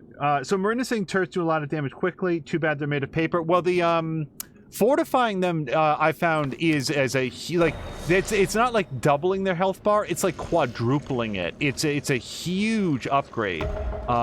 I wasn't sure if it was going to be worth doing, but on the occasions that I have, I've been very happy with the results. Also, Alec Nats is asking about blowing up the station. Yeah, I mean, you'll notice that I'm not... that I'm still trying to save lives and so forth, but I cannot perceive at this juncture any solution to this that doesn't end up with everybody dead, including Morgan Yu. Roger Meyer had a glue gun on his person. Oh, maybe that's the one next to him, now that I think about it. That's usually how that displays. If you want to know how something works, you have to take it apart.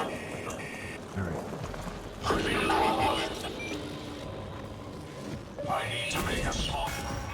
Found you. Alright, come on. No!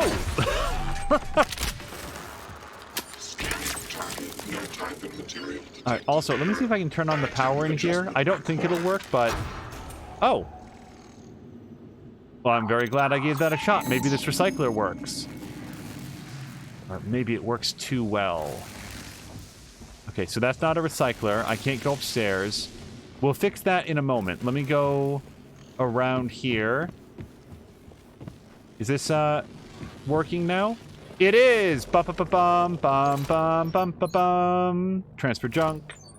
Glue gun, extra shotgun, extra disruptor, extra wrench, extra Q-beam.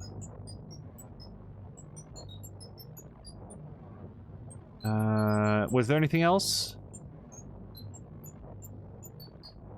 Not that I see. Oh, this sorting by name is really good.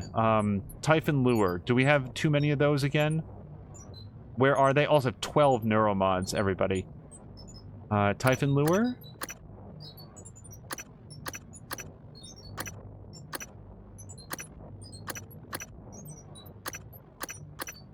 Okay, well, whatever. Let's just get this done.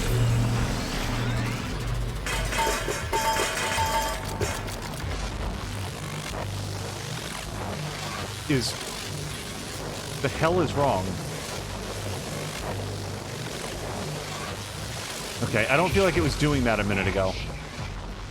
Alec Knights is also saying that Origins hits you in the feels. Yeah, so as always, we're not going to do any spoilers for other games, but I will say that Origins was a game that I felt really sad at the end of that game. There's some games that you play for a while and you really enjoy, and then you're excited and really content when they're over. And there's some games that are too short, and when you're done, you're like, man, I really wanted more of that, like whatever it might be. And then there's games that when you have played them, you feel like you've been on such a journey that you're earnestly sad. Like you're immediately nostalgic for the experience of having played it. And Origins, Dragon Age Origins was one of those rare games where that really was my experience with it. As with many BioWare games, especially of the era, there's time at the end to sort of like bid your party members farewell. This is not a spoiler. This is very common to all of the BioWare games where everybody knows that their journey, their time together is coming to an end, and you get a chance to sort of check in with your crew heading into what is then going to be the last interaction in the game. And I felt like really sad about it. Like not like bawling my eyes out, but just like, man, I've really come to know these people. What is this?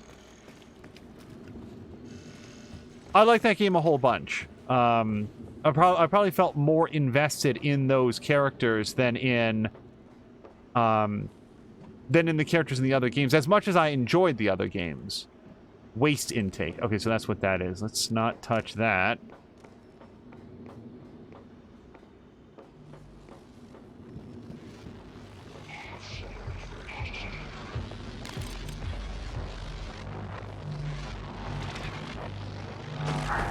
Oh, crap. Hold on. F to cancel. Yeah. Disruptor gun isn't going to do anything against that thing, so I think we're just going to have to try to Q-beam it directly. Or, better yet, EMP charge it. I do not trust my ability to arc over the railing to... Oh, god damn it. It's actually electrifying the catwalk, which is cool and very irritating.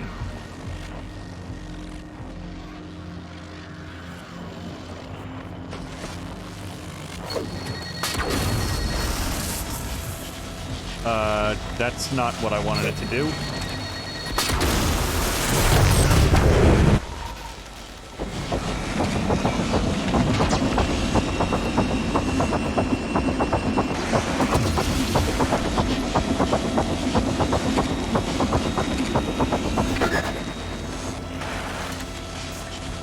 Okay, system reboots, things come back on.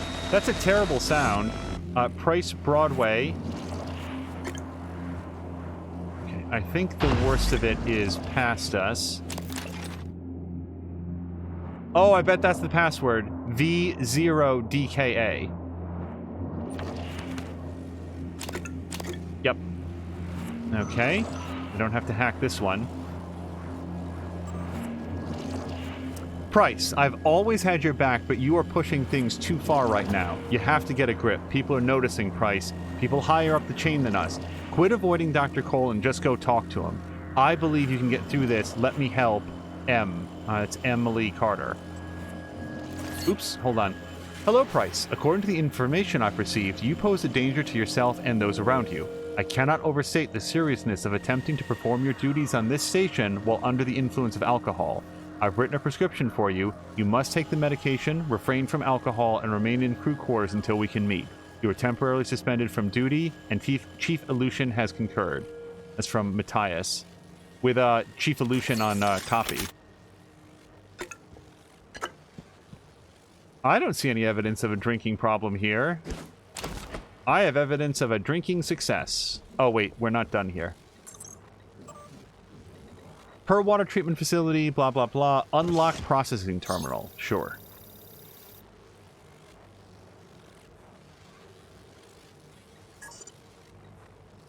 Okay, well, hopefully... Unlock eel tank controls. What is it? There was some explanation at some point for what's the deal with the eels, but I no longer remember what it was. Hold on, I have a new chipset. The new chipset is grants resistance to fire damage. Yeah, let's reduces damage sustained while sliding. Can we take that one out? No. No. So this one right here, backlash has a chance to return damage to the attacker. It's not in my like psychic scope, so I assume that that's just sort of like an inherent thing of the suit, which is why I'm using it. But if it turns out that that's only when you're using the psychic power backlash, then I would get rid of that. No. No. No. No. I could get rid of this because having thermal shielding seems more valuable. Oh, wait. Wait, what? Was there a thing about, like, picking up heavy objects? Maybe not. Yeah, let's take that out, and we're going to replace it with thermal shielding. Better.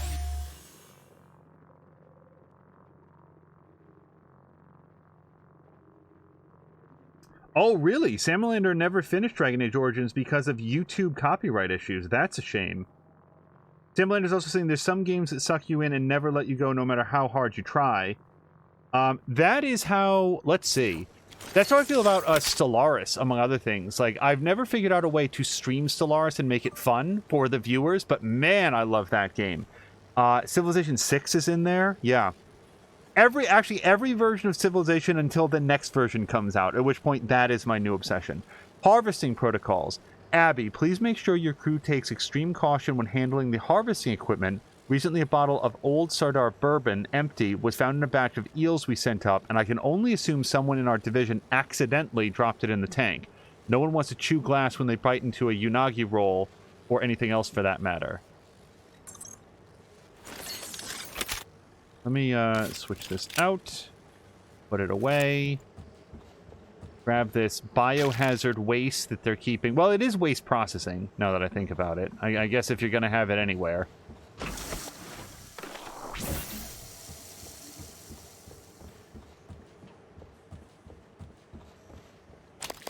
You guys, this is a really, really big game. Sisak eels in that weird container.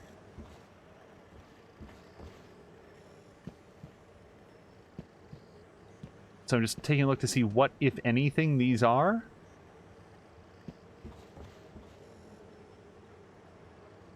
Okay, I think we're done in here. Oh, we've successfully touched off a conversation in chat over which version of Civilization is the best. Let's see. See, the thing is, I have fond memories of all of the Civilization games. including 3 that was not very popular, but I had a really good time with it. You know something? Let me take it back. Civilization 1, the very first one, I didn't play very much. I really wanted to, but here's the thing about the first Civilization game. It required something called a hard drive. And at the time that that game was out, my family did not have a computer with a hard drive, so I was not able to play it. There was no such thing as a hard drive in our house. It was all floppy disks and 3.5 disks and so forth, so I was very disappointed to realize that I could not play that.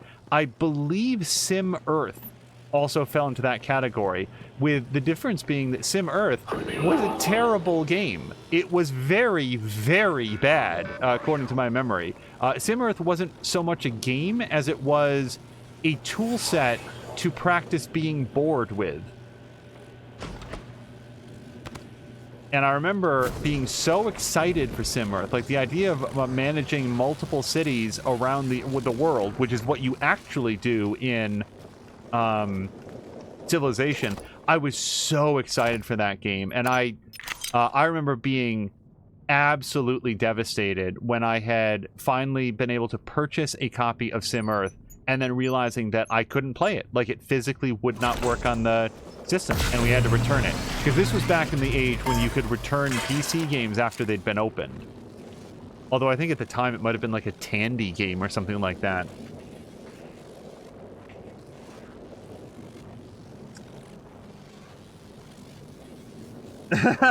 Mia wants to join the conversation, so she says that Civ 47 is the best.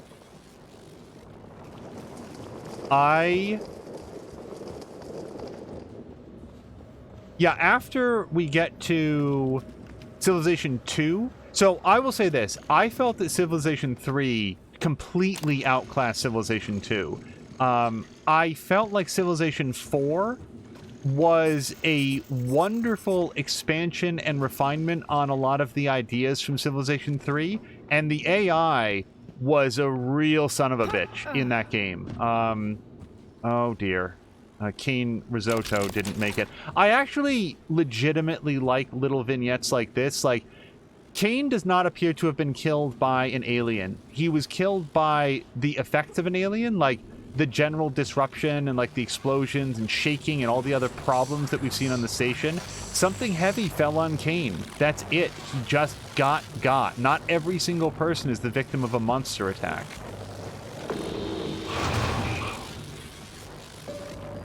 I know there's like a thing around here. I just don't know where it is. I wanted to make one final stop at the recycler.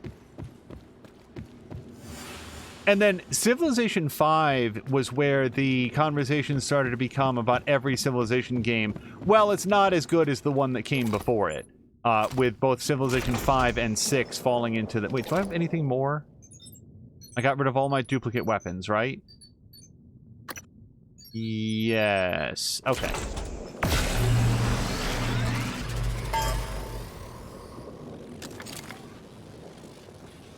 Simulator saying that they got lost figuring out 5 and 6. Nuclear Gandhi. So, let's circle back to Nuclear Gandhi in just 1 second. Marinda's saying Civ 1 started the game, Civ 2 refined it, Civ 3 changed everything, Civ 4 refined it, Civ 5 changed everything, and Civ 6 refined it. We talked a little bit ago, like in an earlier episode of this series, the few points that I thought that there's a few things that Civ 5 does that I do miss in Civ 6, and there's things in Civ 6 that I would really regret not having in Civ 5. So I feel like those two games can sort of coexist pretty comfortably. Sorry, I'm just trying to see if there's any way that I can get into... I forget what it's called, but... Oh, there's a whole third level here that I haven't visited. Yeah, so that's the force field style glass that we can't break down. The water quality lab. Have to get in there, smash that robot, strip him for spare parts. Oh, we did go up here. I take it back. But I didn't go up here. Let's see if there's anything that I can crawl my way over onto. Okay, that may not be the impervious glass. I'm going to save it. I'm going to see if we can... Yep. Okay, so if I... Yes, I don't even think I need to put a glue shelf there. I think we will, but... Oh!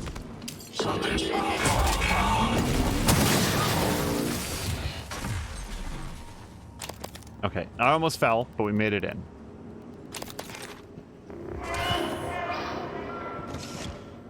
That sounds like a normal sound.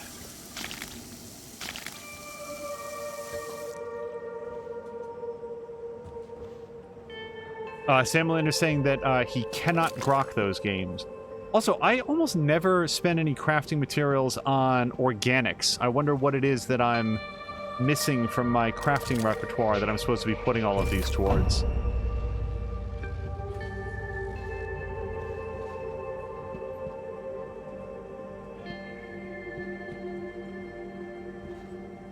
Johnny, what's wrong with your face? Are you wearing a mask?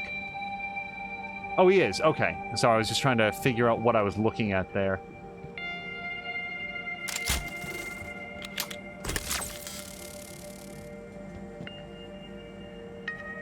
I don't think I need to memorize this. We're not actually here to distill any water.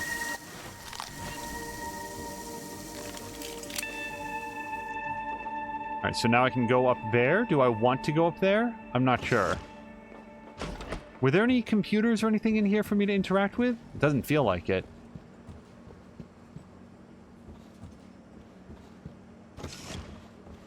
Now, one thing, so here's a topic we haven't touched on, and like, I can, you know, say some things about civilization. Crap. Okay, that didn't work. Do I want to go up there, though? Is there, like, what am I trying to get to? There must be something up there, right? There has to be some reason for that to be up there. Also, what is it showing me a red life bar for?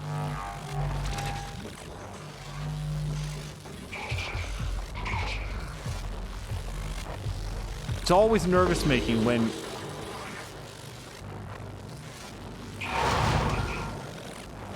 Boy, something is super mad at me. Maybe it's just time to leave this area.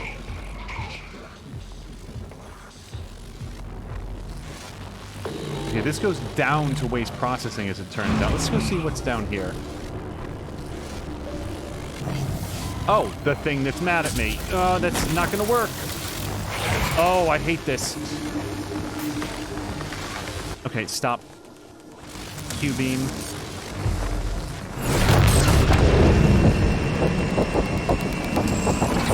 No! Crap! Oh, he disabled it. Shit!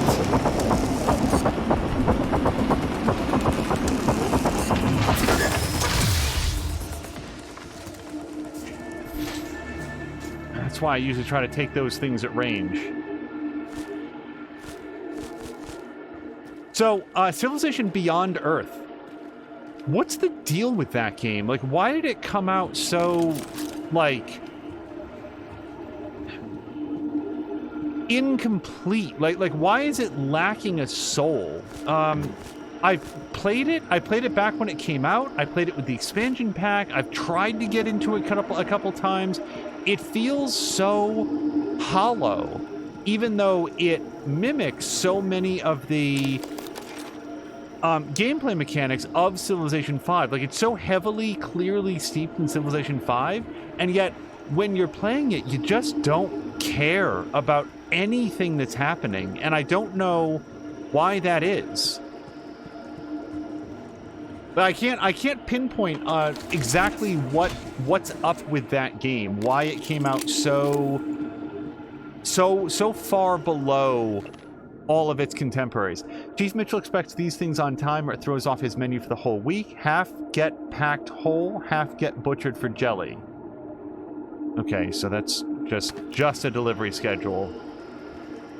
And this is eel extraction. The containment tank automatically monitors eel growth and will filter out juveniles. Do I want to harvest eels? I don't see how we can possibly resist, though I am going to throw down a quick save.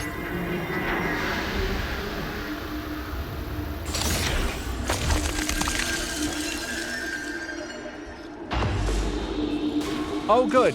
Oh, good.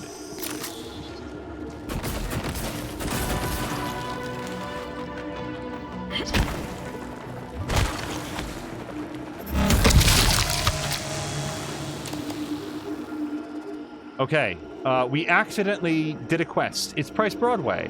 And he had on him some frayed wire, an EMP charge, a neuromod, throated coil, apple, and a note. The note is from Abigail Foy. Price, eels do a pretty good job of eating up all the waste, but there's... Oh, is that why they were using the eels as water purifiers? Is that a thing? But there's buildup that even the eels can't clean off, so we have to scrape the tank every month. First, run the harvesting utility to clean out any mature eels. The utility is on the tank workstation. When that's done, you can enter the tank. I'd also suggest shutting off the effluent flow valve unless you like taking a shower in your co-worker's toilet water. And please watch your step. Eels are mostly blind, but they have a nasty bite, and you don't want to get wounded in that water, trust me. So, fact check, if anybody is feeling up to it, are eels ever used to clean water tanks? Is that a real thing? Because that, what a random piece of errata to pull off a game like this. Okay, otherwise, I feel like we've got everything that we wanted from waste processing or eel harvesting or whatever we want to call this area. Not in real life, but there are other fish that do similar, but not human waste. Says Samalander. Miranda's saying that the Civ 5 base game was really bad too. It really was. Yeah, and that people forget it due to the expansions. With all of the expansions, it was very good. And how could we possibly forget that, considering the fact that there does exist an episode of Law & Order SVU in which Ice-T lauds the game Amazonian Warriors as being better than Civilization 5 with the Brave New World expansion pack. And before you ask, yes, that is a real line of dialogue said by Ice-T in an episode of Law & Order SVU. And I know that and will always remember it because my... Yes, I'm going to tell this story. My producer did a live episode recap of that episode. It was the Gamergate episode of Law & Order SVU. Law & Order SVU did a... What is over here? Alex's escape pod. I'm not going to go there. They did an episode about Gamergate, or which did that sort of clumsy, ripped from the headlines thing that Law & Order does. And my producer wrote a recap of the episode, like basically a synopsis of the episode, while watching it live. And the thing is, she'd never... Wait. I know you did not come down here much, but I can track you through your bracelet and guide you from here. Okay. Sorry, Alec Max is saying, why would an eel hide out in a well for so long? Apparently before homeowners had water filtration systems, they would place hungry eels into their wells, trying to get past this.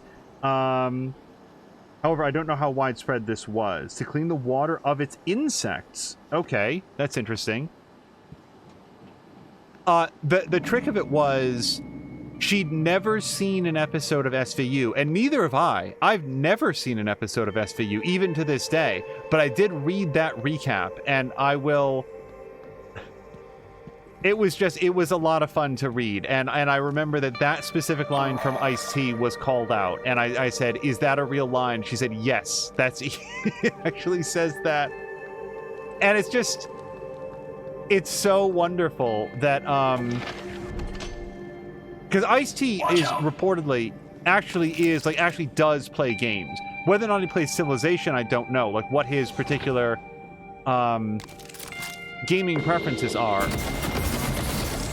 But he probably, like, had some say on the... on the script because like he knows, and so that's probably an example of the sort of line that he would have inserted. Oh boy, we never ever have been into engineering offices to get those. Well, maybe someday.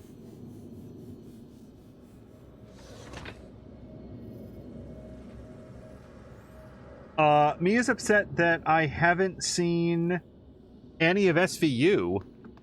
Why is it? Okay, so let me rephrase that. I've never ever seen it at all. I tried to watch like one episode back when it came out, and it eschewed the part of Law and Order, the base Law and Order that I had always liked the most, which was, I swear to God, get back here. Oh shit, it's a chair.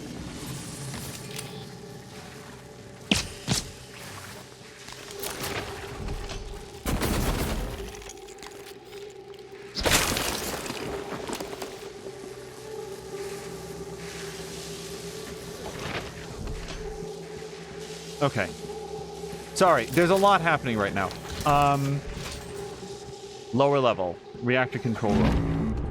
The thing I always liked about Law & Order, like the base Law & Order, was the part in the courtroom. Like, I always liked the fact that there was the police section of, like, doing the investigation, but then after that it would all go to trial, and I like the maneuvering of the lawyers and the judges and all that stuff. And SVU, at least in the first season, I maybe tried to watch it twice. It didn't seem to have that. It was very, very centered on the police procedural part of it, and that part was just not as interesting to me.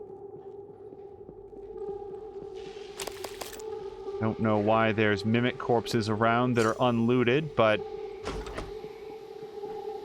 we'll call that my failure. Go up. There we go. Shit.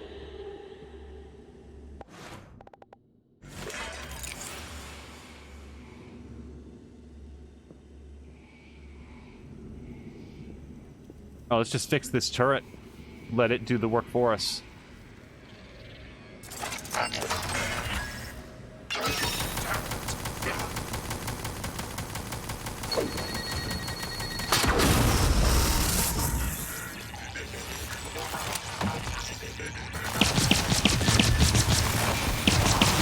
Shit. Oh, I'm only making bad choices now. So, first of all, I really should have fortified that turret. Secondly, fuck me.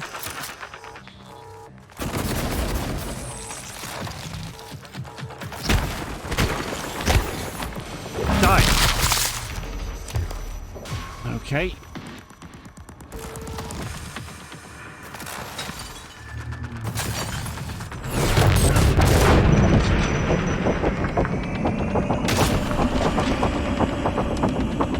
Okay, anybody else? I still got a few seconds on this slow-mo.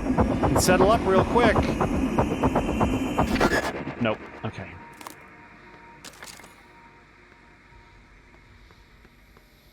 Also, and so the next thing I'm going to say, I do not know if this ever came to pass because, again, I really have never seen the series.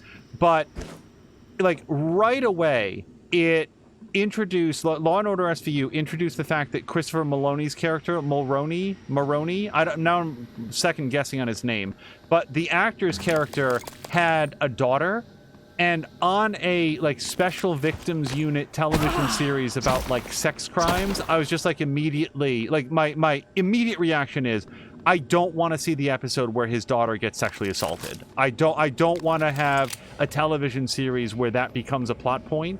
And because I already wasn't feeling the series, I just moved on.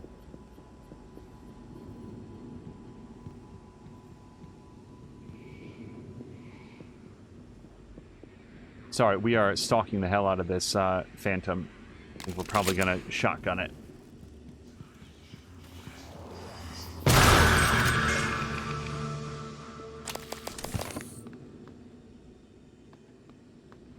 Yeah, again, that particular plot point may never have come to pass. It felt like it was being telegraphed really early, and I was like, nope, no thank you.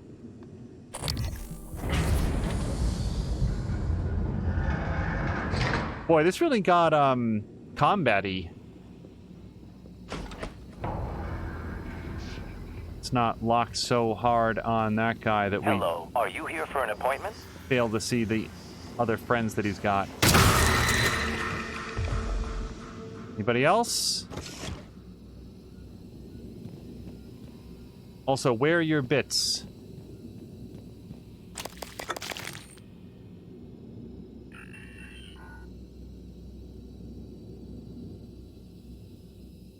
Oh, Alec Nax is checking out some of the quotes. Oh, so many quotes now.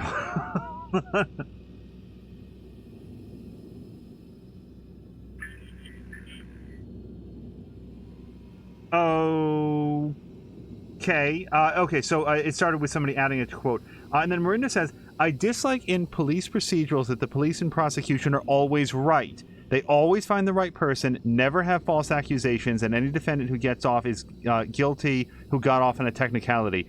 Miranda, you are reading my internal monologue with Law and Order, because that is, like, at the time that I was watching it years ago, that is exactly how I felt in watching it. Like, wow, look at these fine, upstanding lawyers and officers who are always acting in the absolute earnest best interests of the victim, and they always have the right guy, and these jerkwad defense lawyers are just, like, in the way and like, dragging shit.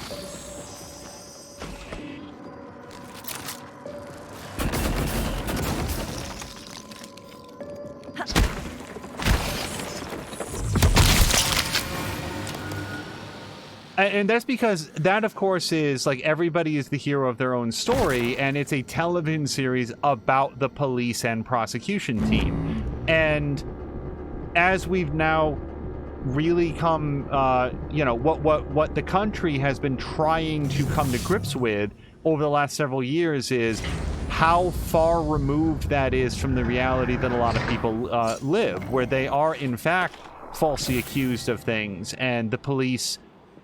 We've seen here in the 2020, it simply is not a controversial statement to say the police have outright lied about things that then turn out to be available on video cassette, not video cassette, on recording. You can see the footage for yourself and how it countermands the official police statements and the written sworn testimony of the police officers.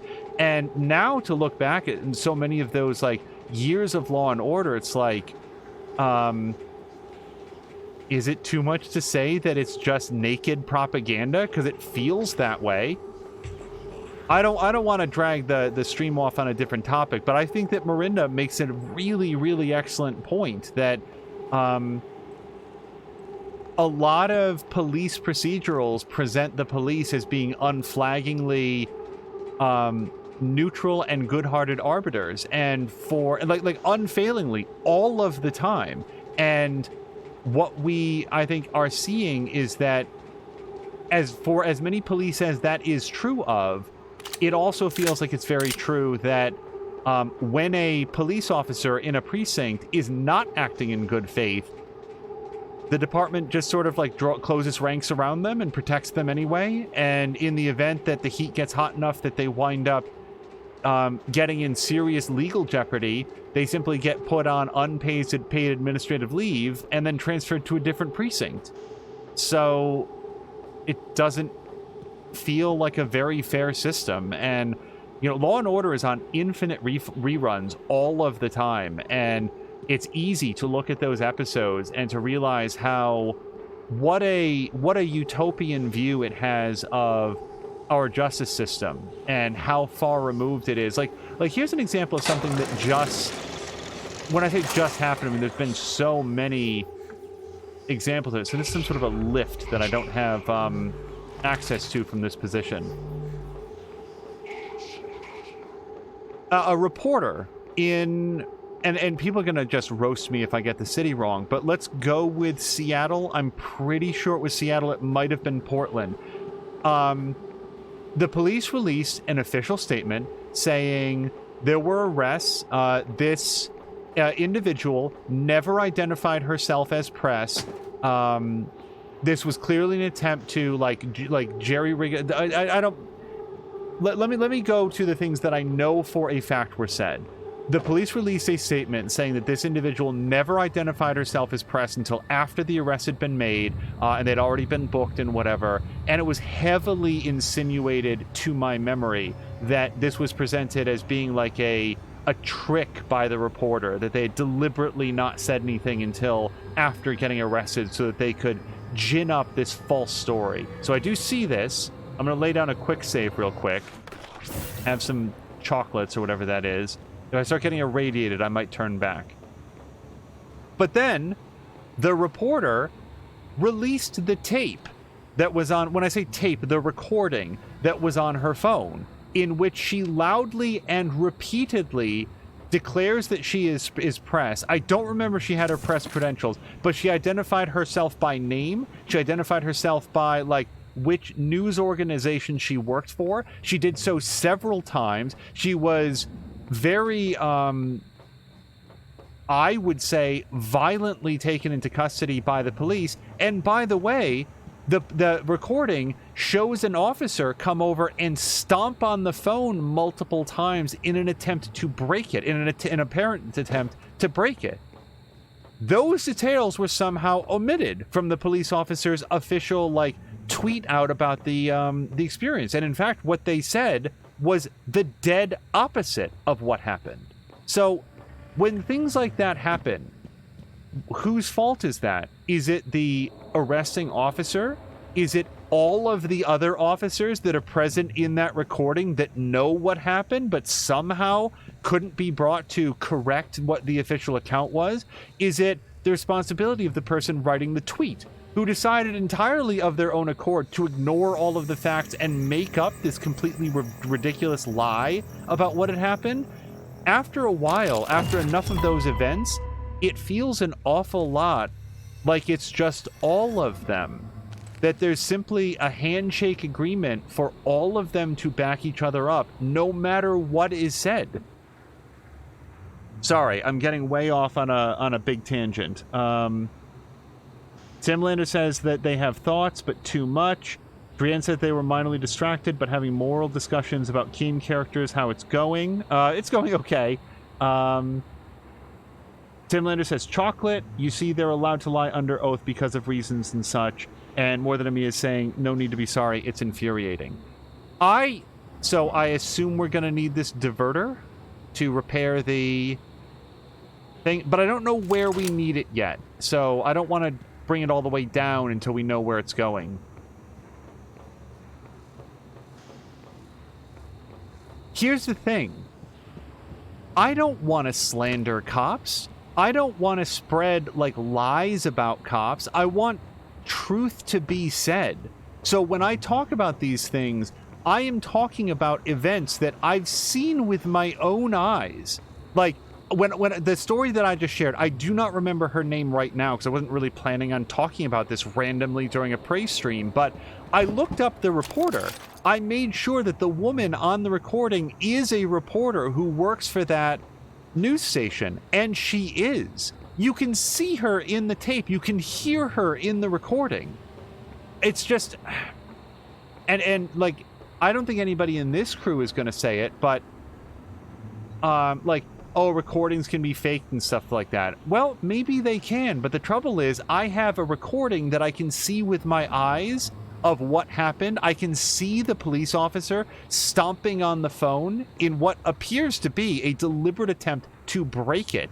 Why would you be trying to break that phone, officer? Like, what's the purpose of that? It wasn't, oh, I accidentally stepped on it. Oh, I'd better pick it up and put it into evidence. It was multiple tries. So I'm sorry. I'm just... don't want to spend the whole stream talking about this, but it is,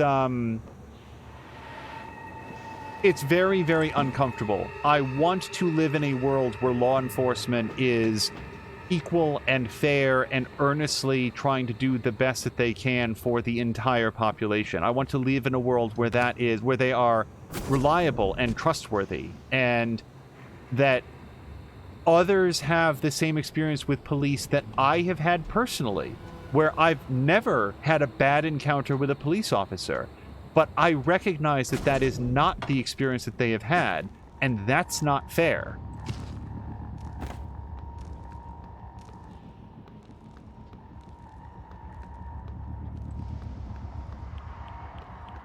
Okay, so that is very radioactive, mostly due to the cystoids, I imagine. We can fix this. Do I have enough to make it worthwhile? You know what? It's always worthwhile. I always need a recycler. Yes. All right. Let's put all this in. I don't think I got any spare weapons. As always, we're doing one of our trademark, like, shift from talking about a serious societal issue to I'm going to recycle these video game objects in my video game.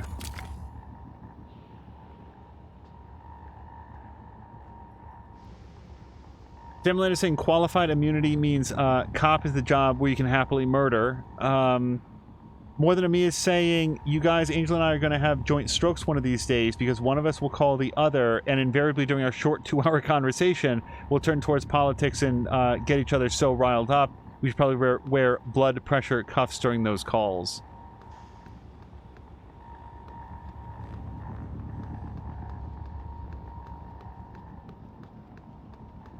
And to me, like, the issue of, like, policing and police justice is one of those topics that I feel like is young enough in the national discourse. Not for the, you know, not in the way of, like, the people being affected by it, but just in terms of being an ongoing topic of national discussion.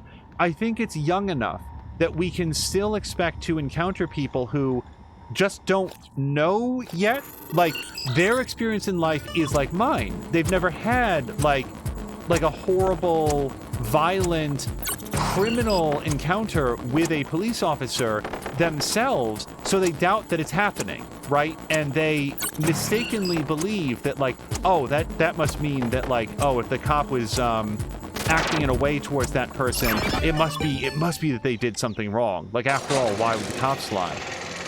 I can perceive that that is what someone might believe, and that we need to have, there needs to continue to be conversations about this, because I'd like to believe that the more evidence there is out there, the more that people can see with their own eyes exactly what's been happening, that maybe we can seek some sort of real reform. That is different from a variety of other societal topics. Are these both engineerings? Operator dispenser. It only says operator dispenser. They're both orange, though, so I think that they're engineering ones. Let's see if we can print off one. Rank 2 is the hardest, as advertised. Get around that.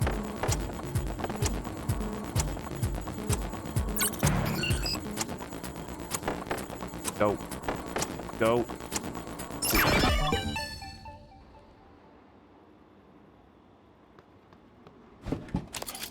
In other words, I feel like there's a very, very clear, like, right answer to this, and that not everybody has chosen to engage in the conversations and the research to, like, for them to see it. I think that the more time that goes on and the more examples that we have of the George Floyds and the Eric Garners and the Tamir Rices and the Breonna Taylors, like, the more that continues to happen and the more we talk about it on a national stage, the harder and more the harder it is to make the argument that something doesn't need to be done, and the more disingenuous the opposition is going to feel. So let's get ourselves into the reactor containment room, reactor control room, whatever it's called, and see if we can. Yeah, we might need to do some repairs on this as well, because I think I need some more Q-beam cells. Actually, I don't. We're actually doing really well on Q-beam cells. What about pistol ammo? Yeah, we could probably go with a little bit more on that.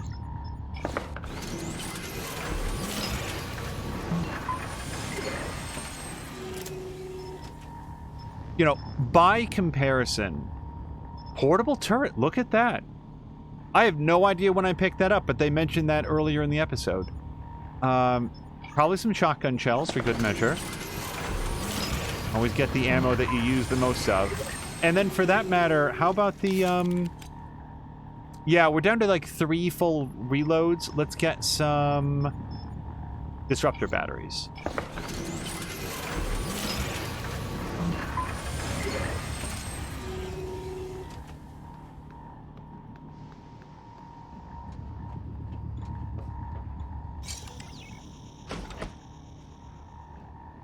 Oh, so many things to pick up, but also not all of them may be friendly. Nope, they look okay from here.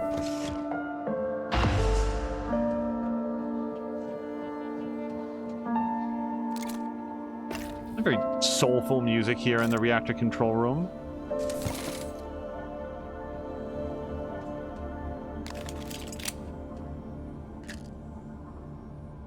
Just taking a quick look around. Reactor emergency procedures. 10-16-76 reboot initialization safety switches. Safety control switches for all main utilities must be placed in the off position in the following order before initializing reactor shutdown. Oh boy, do I have to write this down? Let's refer back to this if we need to, because that would be a lot of note-taking if it's not actually relevant. Oh, and here's the safety switches. Okay, they are unlabeled from here. Reactor reboot. Do not initiate without proper authorization. Okay. I mean, I should be able to do this. The guide is right here.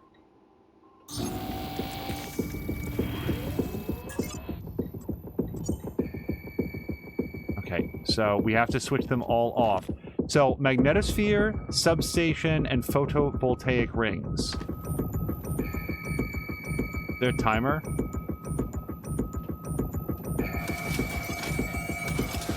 Okay, they appear to just be in straight order, but let's look. Gravity, life support, and main reactor.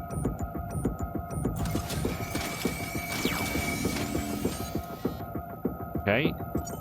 Initiate reboot. Initiating reactor shutdown sequence. Substation power grid offline. Photovoltaic rings offline. Life support offline. Magnetosphere offline. Offline. Main reactor cold shutdown. In 3, 2, 1. Reactor successfully shut down. Initiating main reactor ignition sequence in 3, 2, 1. Gravity online. Port online. Magnetosphere. Warning. Reactor initialization interrupted. Routing auxiliary power. Connolly, Durachok was supposed to check those diverters a week ago. All right, Morgan, you're going to have to fix it yourself. Or find a replacement, if we're that lucky. Well, we are lucky, because I am Morgan the engineer, and I already took inventory. So here's a diverter.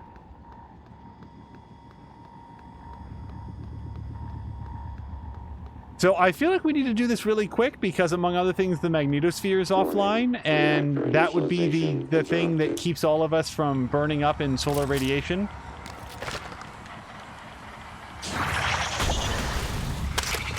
Eat Nerf. Crap!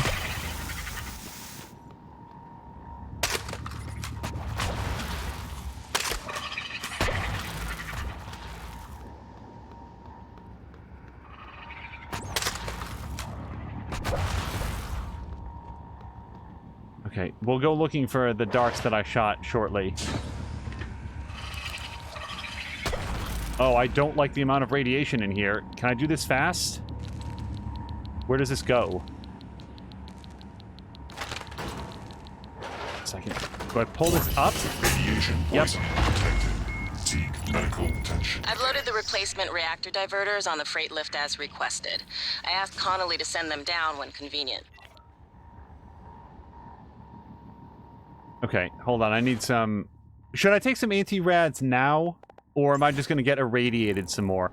I'm going to try to hold off. We'll just reenact K-19 Widowmaker for a little while. Just Morgan violently puking her guts out. Resume reboot. Reactor initialization. Magnetosphere online. Substation power grids online. Reactor initialization complete. Systems restored. That did it. I'm showing power to the lifts and the airlocks, but seeing a lot of power spikes and leaks in the coolant chamber. Watch yourself on the way back. There could be other structural damage. Well, I see. You reset everything. Talos 1 is wide open now. Clever. Reckless, but clever. It's good to see some things haven't changed. I'm not gonna get in your way anymore. You deserve to hear the truth. All of it. Come up to my office. Morgan, was that you? Whatever you did, I felt it in my gut. If this is some kind of payback. Power's coming back online. And that means the main lift too. I hope. Alright, I'm gonna eat some anti-rads, but not from this screen. Nope.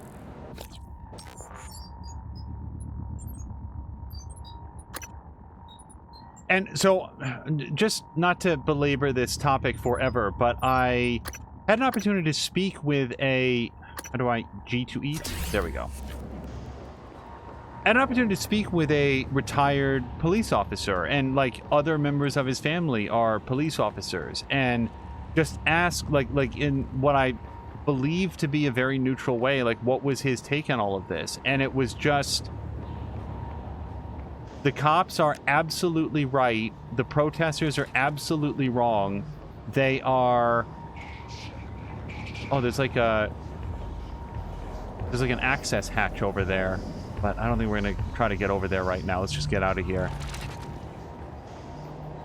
And the person that I'm speaking to is in every way good. Oh.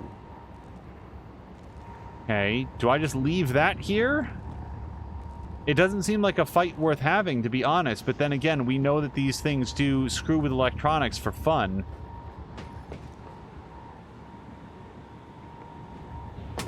Like, he's not a bad person, and yet he, based on his own experience, has come to a completely different conclusion here, and it's the one that I believe is true, which is that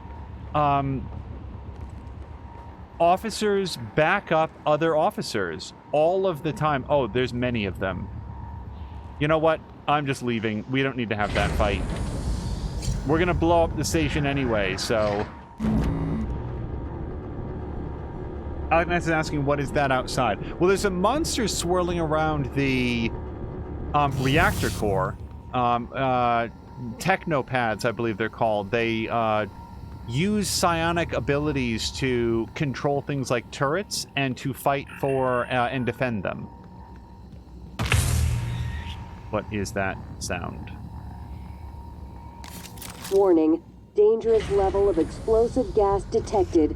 Please evacuate and avoid all open flames or sparks until repairs can be made. Okay. So, no shooting your gun in here. Does anybody happen to know, and this is not a real question, does the jetpack propulsion system, is that flame-based? Warning. Warning. Dangerous level of explosive gas detected. Please evacuate and avoid all open flames or sparks until repairs can be made.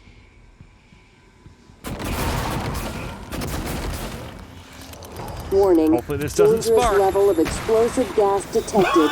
Please evacuate and avoid That was awesome. all open flames or sparks until repairs can be made. What is happening? What is happening? Hold on a second. Warning. Dangerous level of explosive gas detected. Please evacuate and avoid all open flames or warning. Dangerous level of explosive gas detected. Shit. Dangerous level of explosive gas and avoid all open flames or sparks until repairs can be made. Flames or sparks until repairs can be made.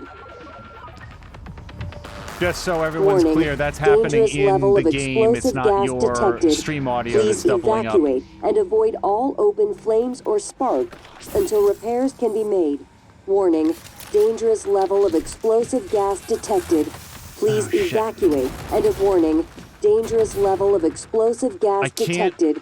Please evacuate. Does anybody know if a Q-beam and counts as all being open explosive? Or sparks Oh shit! until repairs can be made. Warning: dangerous level of explosive The gas answer was detected. yes.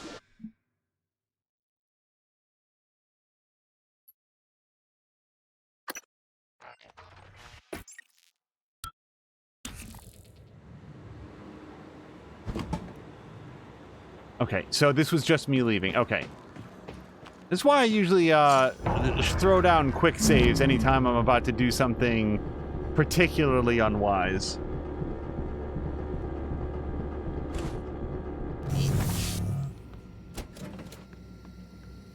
Marina is amazed that they had the foresight to have an explosive gas detection system and dedicated warning message. Maybe I can help you.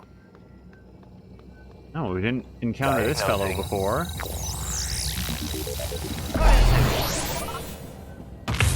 Warning: dangerous level of explosive gas detected. Please evacuate and avoid all open flames or sparks until repairs can be made. Okay, so I think our best bet is to try to avoid conflict until we can get out of here. Can't we just... Why are we in here? Like, can't we just go through the exterior and go around the poison gas? That seems like a better plan than this. Warning: dangerous level of explosive gas. Warning: dangerous level of explosive gas detected. Please evacuate and avoid all open flames or sparks until repairs can be made. There we go. Warning: warning. Dangerous level of explosive gas detected. Please evacuate and avoid all open flames or sparks until repairs can be made.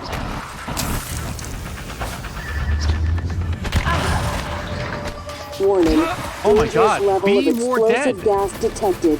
Please evacuate and avoid all open flames or sparks until repairs can be made. Was that two separate ones, or... Yeah, it was. Okay. We're just leaving the exploding gas room, unless there's some sort of repair we're supposed to be making in there. Warning: dangerous level of explosive gas detected. Please evacuate I'm getting out of and here. avoid all open flames or... I do not know why that canister just blew up, but in case there's a jerk after me. Oh, jeez.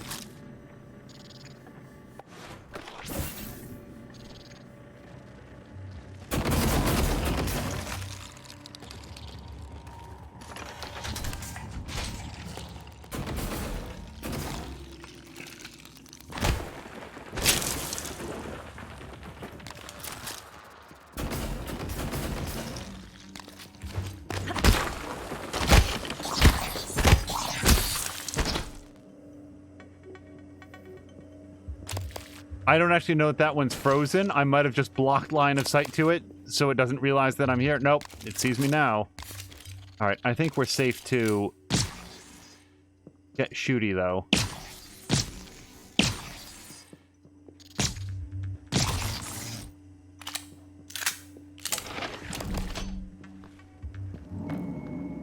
Okay. What does this print off? Engineering operators, it looks like? Don't see any around. But then again, you know what? I have so many soup kits. Let's just do that. Eat another snack.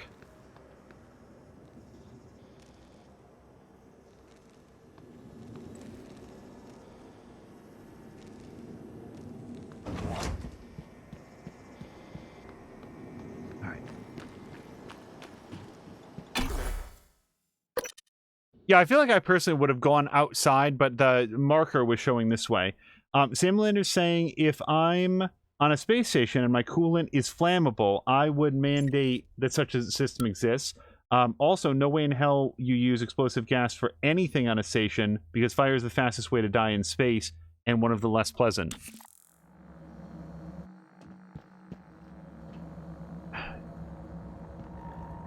Yeah, I can't imagine a lot of ways that I'd want to die in space, or at all. I think of the available options. Probably suffocating of lack of oxygen. It's been described as just sort of like falling asleep as you lose consciousness. Okay.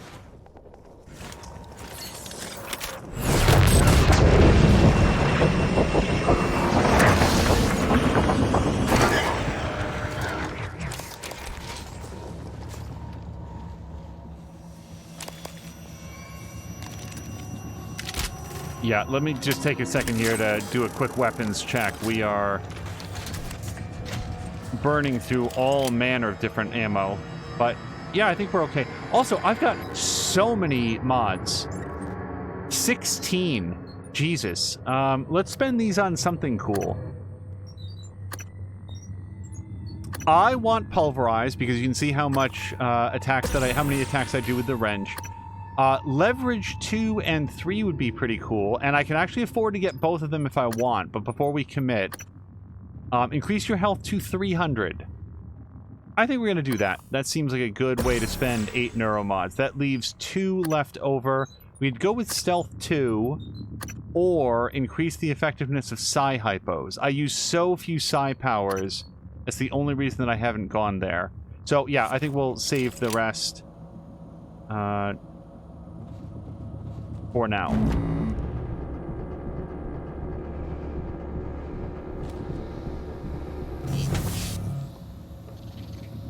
People are discussing the most efficient way to...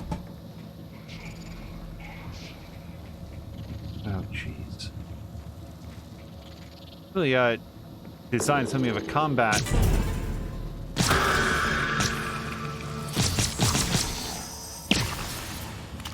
Gauntlet here. I don't want to interact with all of these guys at the same time, if I can avoid it. The more of them we can take out with traditional weaponry, that'll just leave open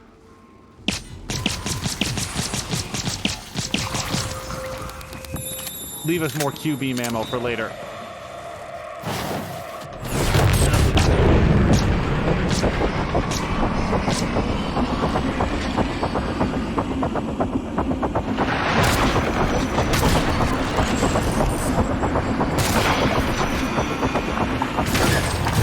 Oh, God. Wow! Oh, so much damage.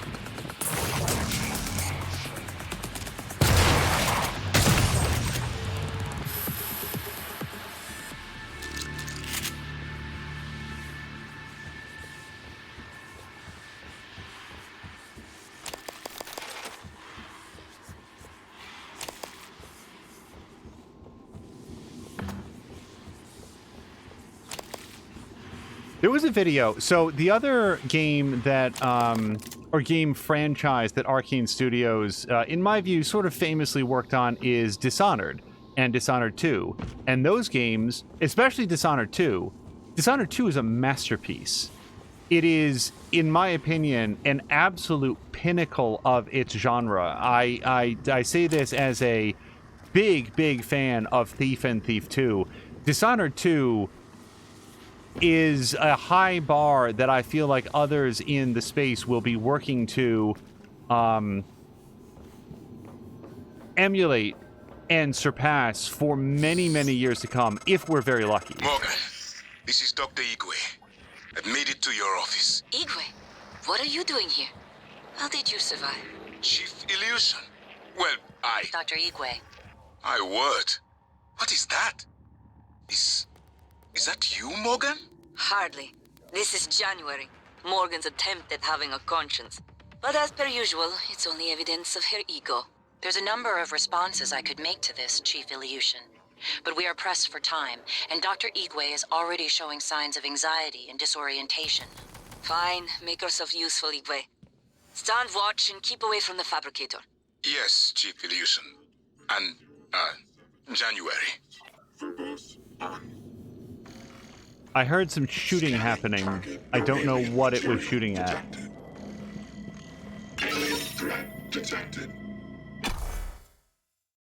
What suddenly brought up that topic is that a few years ago, I saw somebody, I want to say it was a video of Dishonored 1, the first Dishonored game, where somebody, it was one of the levels, it was sort of like fashioned after like a big dinner party, and this person had perfected the level to a point where like I can't find the video anymore, or else I would look for it right now and link to it. The video starts with them using the crossbow to shoot a bolt up into the sky, like almost straight up. You can see them sort of like aim the angle, shoots it almost straight up in the sky, then proceeds to go on a murder spree around the entire thing, neutralizing all of the guards in like the flashiest series of attacks that you've ever seen, all circling back around to the point where they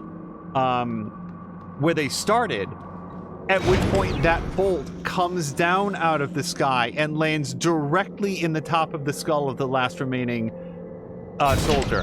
It is an incredible display, not only of that person's level of aptitude with the... Wait, I don't actually know where I'm going. Hold on a second. That person's aptitude with the game, but of the game system itself. How... Oh, wait, I wanted to go to my office.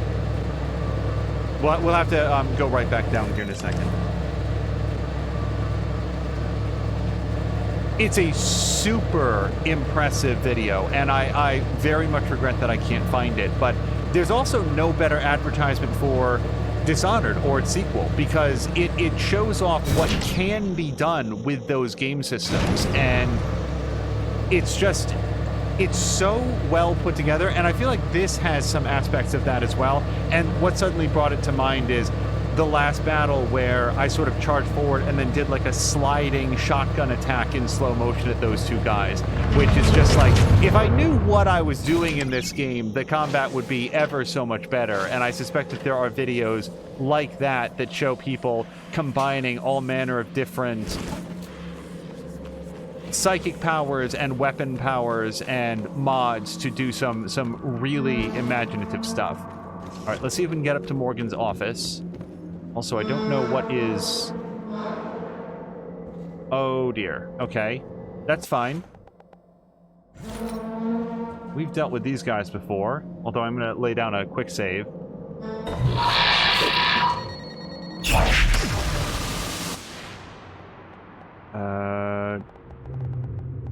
Shotgun, please. Where is it? There it is.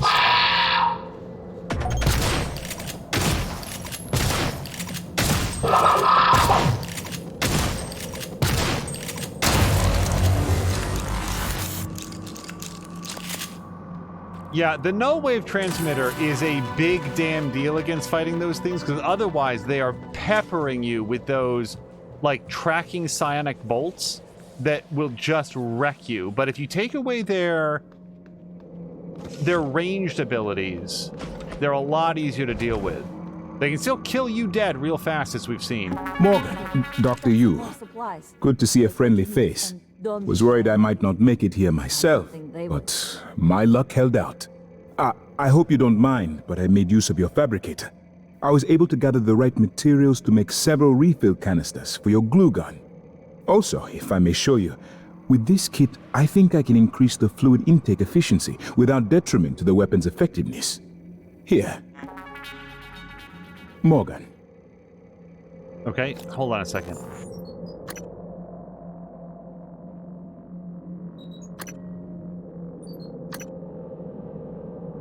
Morinda is asking if I still find myself not scared at this game. No, I mean, I would... If I've communicated that at some point, that was a mistake. I find this game very tense. I feel like we have gotten Morgan geared up to the point where she's nowhere near as fragile as she used to be, but that has been a long journey, and having the, like, you can see how carefully I will approach... The security station in the lobby might have weapons. Hold on a second. There's going to be a lot of chatter in here unless we sort of go on our way here. Let me put in the trash. Put in some duck beer, the pomegranate moonshine, the green beetle gin. No, so this game, I wouldn't really call it a horror game, but it's certainly, the difference between this game and horror is sort of the same way that I characterize the difference between a horror movie and a suspense movie. Let's get rid of this as well. We're just trying to free up some inventory space.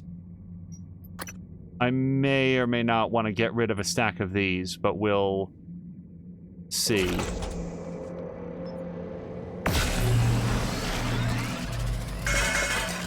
Any luck finding a way off the station? Several, in fact, but we can't have that conversation now or ever. Okay, so, wait. We just spent a lot of ammo, but what kind? Let's get some more shotgun shells, and then in terms of the null wave transmitter, or Q-beam, whatever it's called. That one was... But I still cannot make null wave transmitters, right? Oh, I can. I did pick that up at some point. All right, let's get one of those. And they're so cheap, too. I don't actually know how many of those I have to my name. Oh, 11. So we're doing okay. Let me do this and this. But, like, the nightmare used to, like, be like, oh my god, excuse me. Hey. Is this a joke? I'm beginning to see why you are unpopular, sir. Get out of the way. This guy. All right. I've been trying to see what I can access from here, but most of the systems are locked down. Oh, that's okay. You have local access to my irritation. You finished? No, he's just window shopping. Oh, he just wants to consider everything on the menu, doesn't he? I've always felt that consciousness is more like music than computation. Yeah, you might want to tune your music to the level of consciousness that you're really in my way. I think we're finished here. I'm leaving. Enjoy your roommate, Illusion. Oh, now he's done. Yeah, now he lost interest. Okay, cool beans.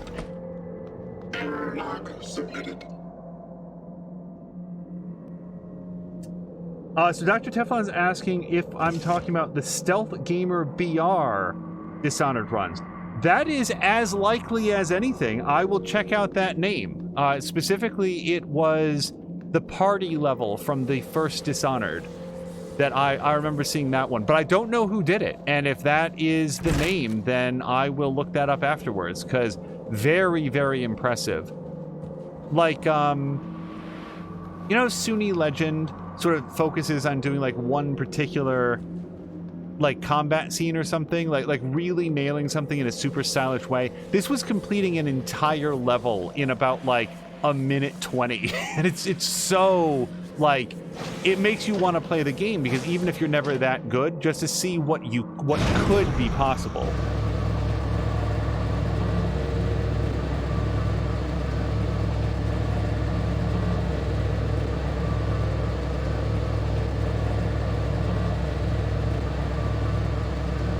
Sam Lander's asking if I could just shoot him.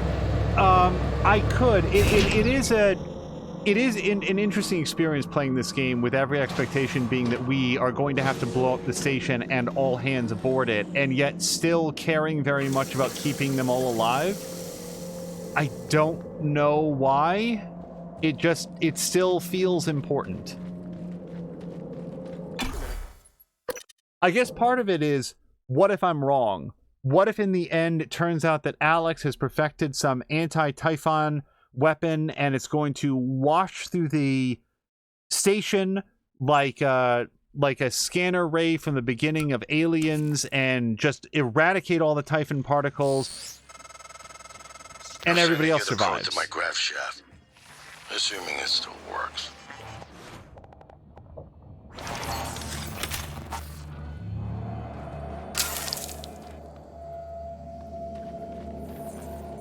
See, here's a fortified turret, and it's just laying down the law here. Like, I don't even... It killed a Weaver before. Apparently knocked that... Good morning, Talos. All personnel should report greater to mimic their right through the workstations for stairs. day. If you Let's see if we can go expect to be find the... absent for any reason, please inform Weaver your as well. immediate supervisor.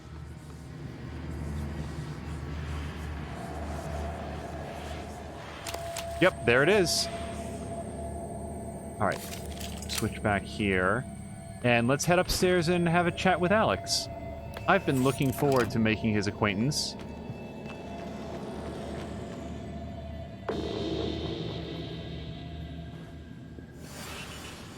Oh, just stop freaking out for 1 second, you little turd.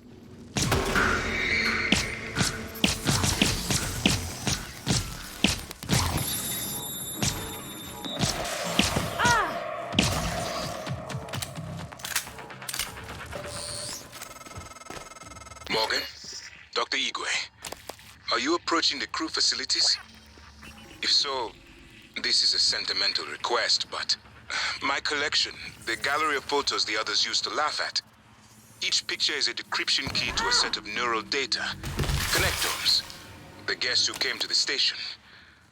Among them, Leitner, the pianist, is dead now.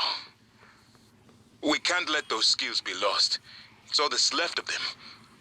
Please, Morgan, if you can, I would be grateful. I'm sending you an audio file that will open this safe in my room. You can play it with your transcribe.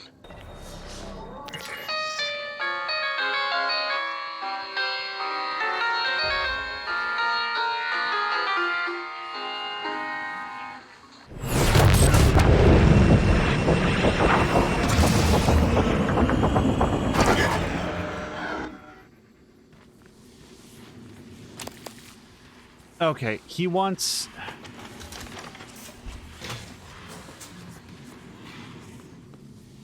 Not deep storage. He wants me to go to the crew quarters. We can make a quick stop off there. I don't think it'll take longer than a couple minutes. We've done a pretty good scrub of that area. Inspecting. Your suit integrity is compromised. Sensor ready and complete.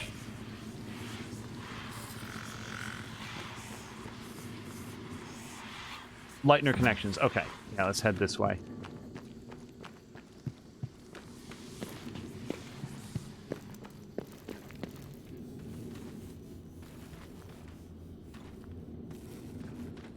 Oh boy.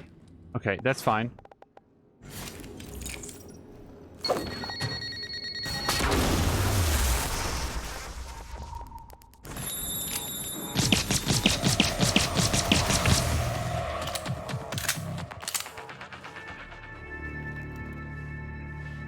That is, like, isn't it a super nice touch that in an EMP, all the other electronics also shut down? They reboot after a few moments, which is not really how an EMP would work, but, like, the computers shut down and reboot. In that case, the lights turned off in that area. That is... I really like the little attention to details like that.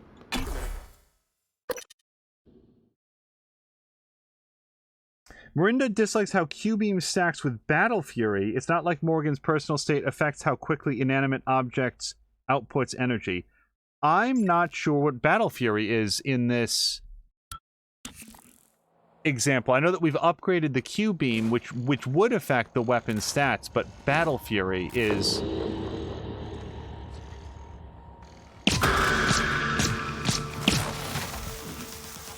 Those projectiles are very fast.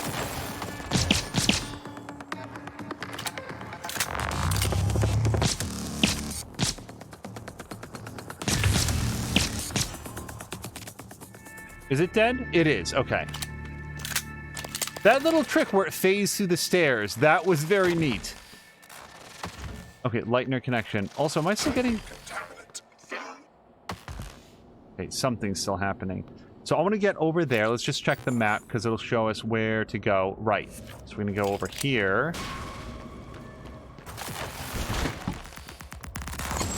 Alright, this might take longer than a minute or two. Turns out that there's... a lot of this happening.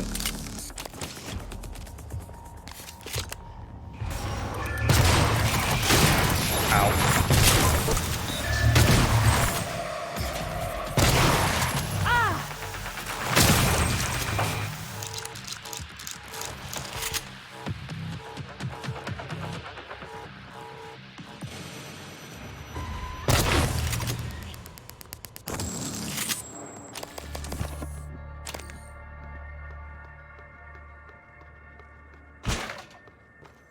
Yeah, no, in terms of, like, my overall opinion in the game, it has always done a very good job of setting me on edge. What it has not done, which in my opinion is a good thing, is made me feel hopeless, which is the way that I felt when we did a stream of Resident Evil 2 earlier in the year. Resident Evil 2 was a very good game, and I recommend it to anyone that wants to have a survival horror experience that will put them very much on edge, because that was my encounter with it. All right, so this is it this room or the next one over? I think it's the next one over. This game has always felt manageable, and actually it's one of the reasons that I might want to replay it in the future on a higher... Okay, this is Dr. Igwe's place, so... I already got that. What am I looking for specifically to get his... The Neural Horizon? We've already read that.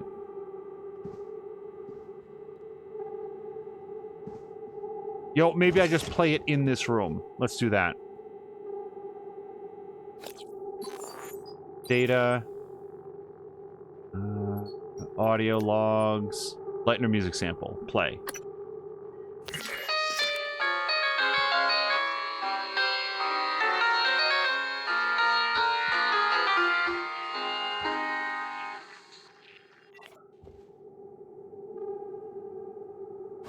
There we go.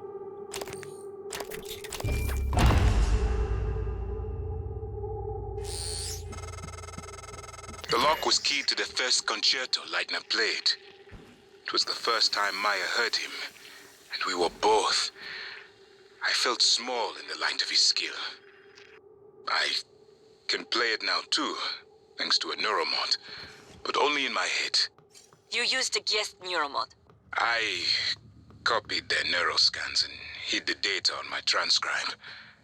Fabricated my own mods. I'm not proud of the act. Now, I'm glad I did. Time out just for 1 second to say hello to Ricardinho, who's just stopping by to say hi real quick, but he's got guests. Ricardinho, thank you so much for stopping by. I really appreciate it. I hope that you've had a really good weekend. Hopefully a good, if you're re-entering the work week here on Monday, hopefully a good time with that as well. Okay, so we're going to go give this back to Dr. Igwe. Oh, and also Miranda's clarifying, it's basically the slow-mo mode, which I'm trying to remember if that's... Is that positioned as being hyper reflexes like in Fear, or is that a psychic ability? I know that it uses the psi bar. Let's actually... Because now I'm slightly curious. I think it's under the security wing. Combat focus. Yeah, enter a state of combat focus is all it says.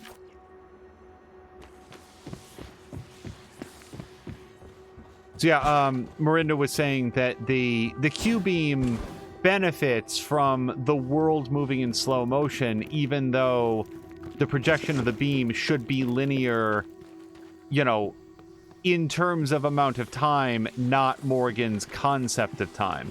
And yeah, that is that's a good point. It probably winds up coming down to, it would make the Q-beam, like, the whole thing about freezing time is that enemies like the Weaver are very, very nimble, and if I couldn't lock onto them during that slow-mo period of time, then the Q-beam would be a lot less effective against them. So it was probably just a balancing issue. All right, let's go visit Dr. Igwe. Oh wait, it's already here. Should be in the office.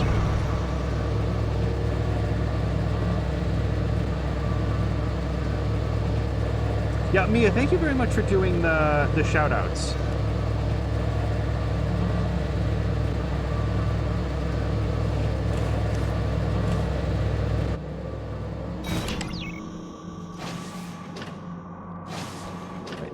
I think we know the way, and also I'm going the wrong way. Here we go. Yeah, we'll just run up, toss this over to him.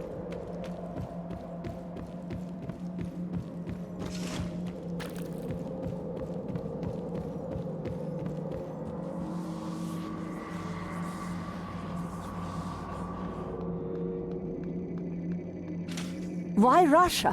Why Russian volunteers?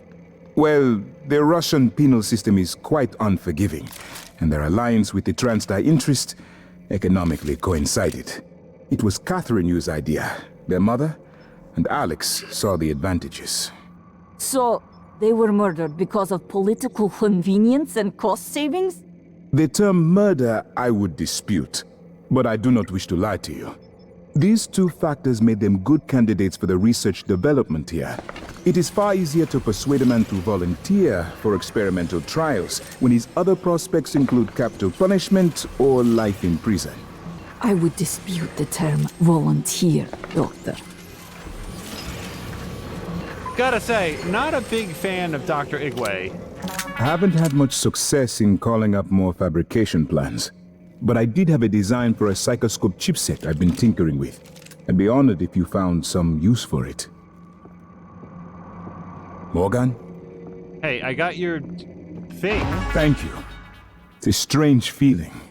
I hold Leitner's gift to the world in my hands. He will live on. I wish my wife could have heard him play again. That was brave of you. To recover the connectomes for me, I appreciate it. I appreciate all you and TranStar have done for me. I'm not sure you're going to appreciate how this story ends, but we'll get there. Okay, anything else I want to throw in here? Anything else we just picked up? Not really. We might fabricate another...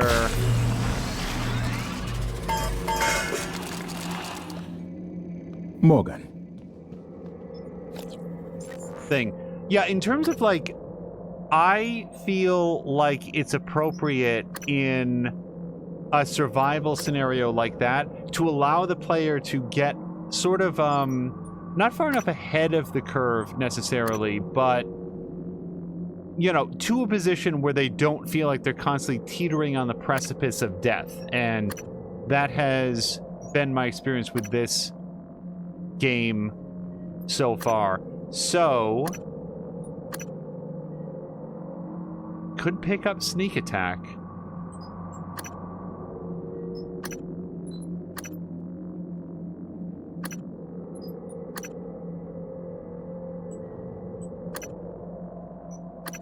Yeah, let's go with sneak attack. We pull that off pretty frequently. Alright, so we're gonna need 2 more neuromods to do that. I don't understand. Diesel Jones, thank you so much for the resubscription, man. I really appreciate it. Igwe, but you knew what was in psychotronics. What was going on in psychotronics?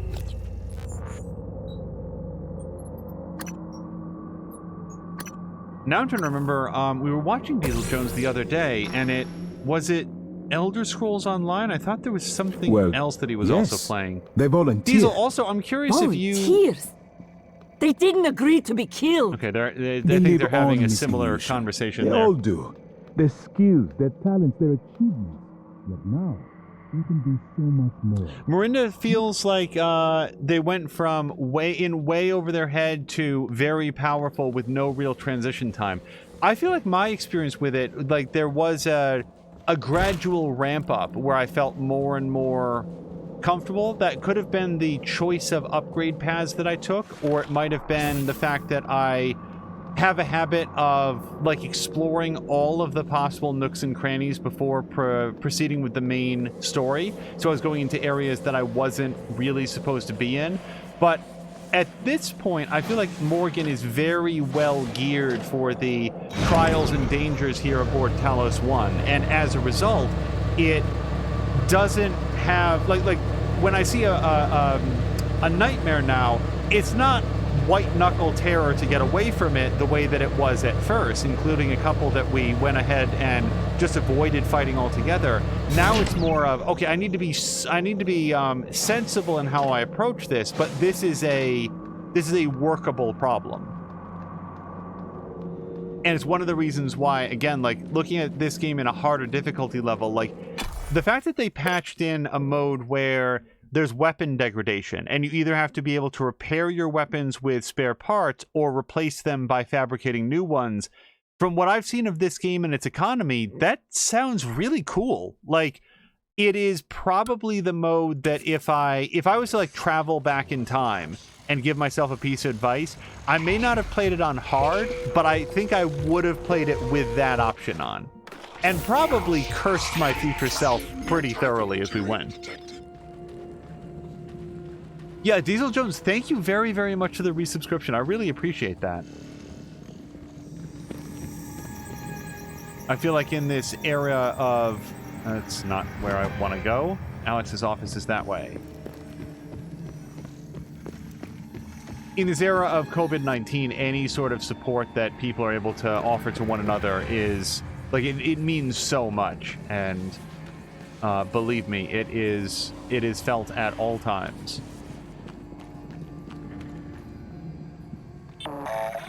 Dr. Yu's office. Okay, we can visit our old friend engineering operator again.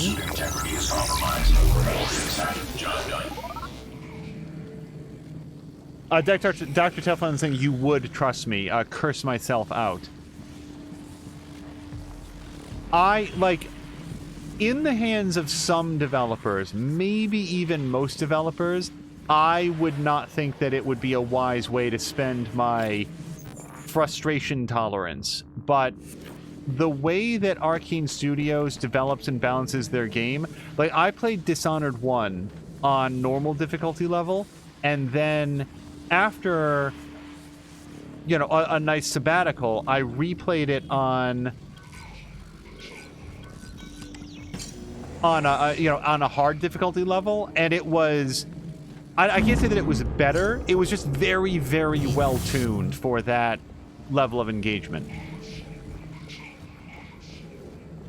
Okay, so we're once again outside Alex's office. I'm going to lay down a real save here because this does feel a little bit like a point of no return.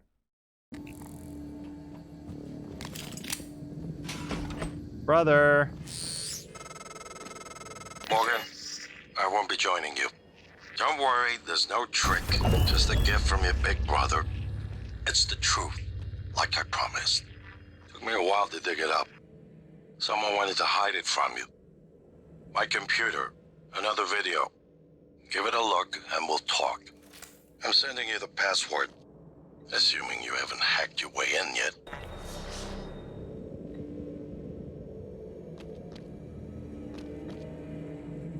Wait, I want to see what it is. Cheng Hong Shen. Okay, that doesn't mean anything to me, but... Okay, let's look through the email first. Alex found it, Neuromod Division, on top of a computer cabinet. I'd say someone was trying to hide it, along with what looks like a bug-out bag. Should I be concerned about anything? It's still there, by the way. So this is a missing key card for something labeled EP101. So we know where that is if we want to go get it.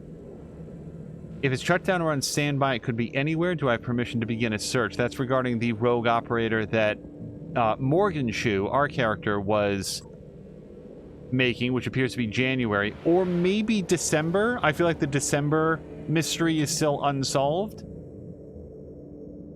Okay, we've already read that. The results of Morgan eval. Your sibling is indeed different. I've sent the comparisons to you and Bellamy for evaluation. As you'll see, there's noticeable personality drift, more than I'd expect from heavy neuromod cycling. It's even more prominent because of the duration in which these behavior shifts have developed.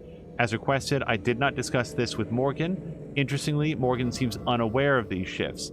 As an aside, I believe this poses interesting questions for other applications of the neuromod, not solely therapy, but reconditioning.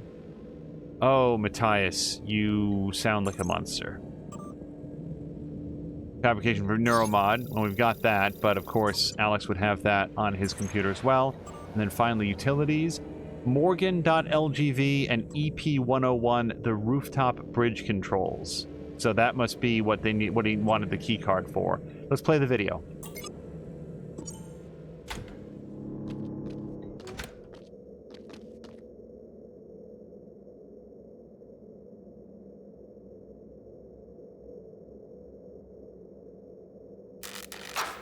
My name is Morgan Yu. Year is 2035. I'm aboard the Talos 1 research facility. What else? Why are we making this video? Right. Because my big brother is paranoid. Psychometric data is showing statistically significant variance in personality patterns between trial runs of the new neuromods. Whatever. I feel more like myself than ever. I mean, look at this. We did it, Alex. It's real. Enjoy it while you can, because in a few minutes, it'll all be gone when we strip out the neuromods and reset. I know, including my memory of it. No way around it. Let's talk about the backup. So, the Typhon organisms have been producing an elaborate structure. Material is unknown, purpose unknown. My gut tells me it's kind of a neural framework, but externalized. Still waiting on analysis to confirm. In the meantime, I've given Alex the design for a device I think could shut it down, if it ever broke containment. Alex just has to grow a pair and commit. You don't have to take all the credit. What if it doesn't work? It'll work. Trust me. What else are we going to do? Blow everything up? That won't save us. And if it does work, is it worth it?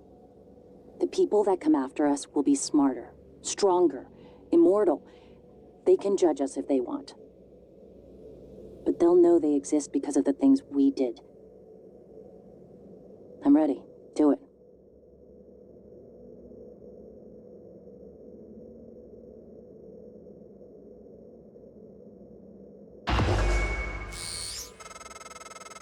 Well, there you have it. Everything I've done is what you've asked me to do. I didn't think you'd believe me unless you heard it from your own mouth. The tests, they changed you. Not a lot at first, but eventually, the constant stripping of your memory, I didn't know who you were anymore. All I want is to have my sister back so we can finish what we started. The device you mentioned, it's an advanced version of the null wave. It's the only way to stop the Typhon without destroying everything we've been working toward. We're just missing some scan data from the coral to complete the design. Help me finish this, Morgan. And then, you can have my arming key. I don't believe you want to use it anymore, but you can have it. I left the chip set for you on my desk. You'll need to upgrade your psychoscope to scan the coral. I'll send you the scan locations. Get the chipset for the scanning coral from Alex's desk. Hey, where'd that come from?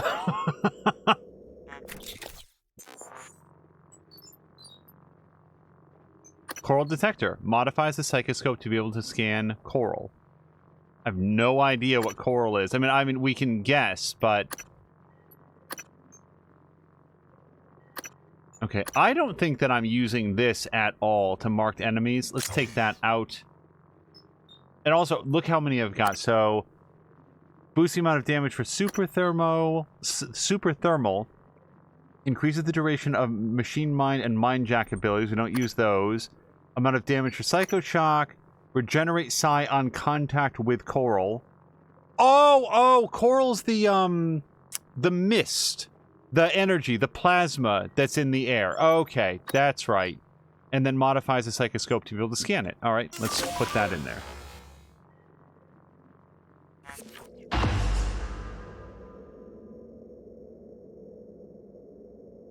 Mark Wack is saying the brother's voice actor is Benedict Wong. He knew it sounded familiar. I'm not familiar with that.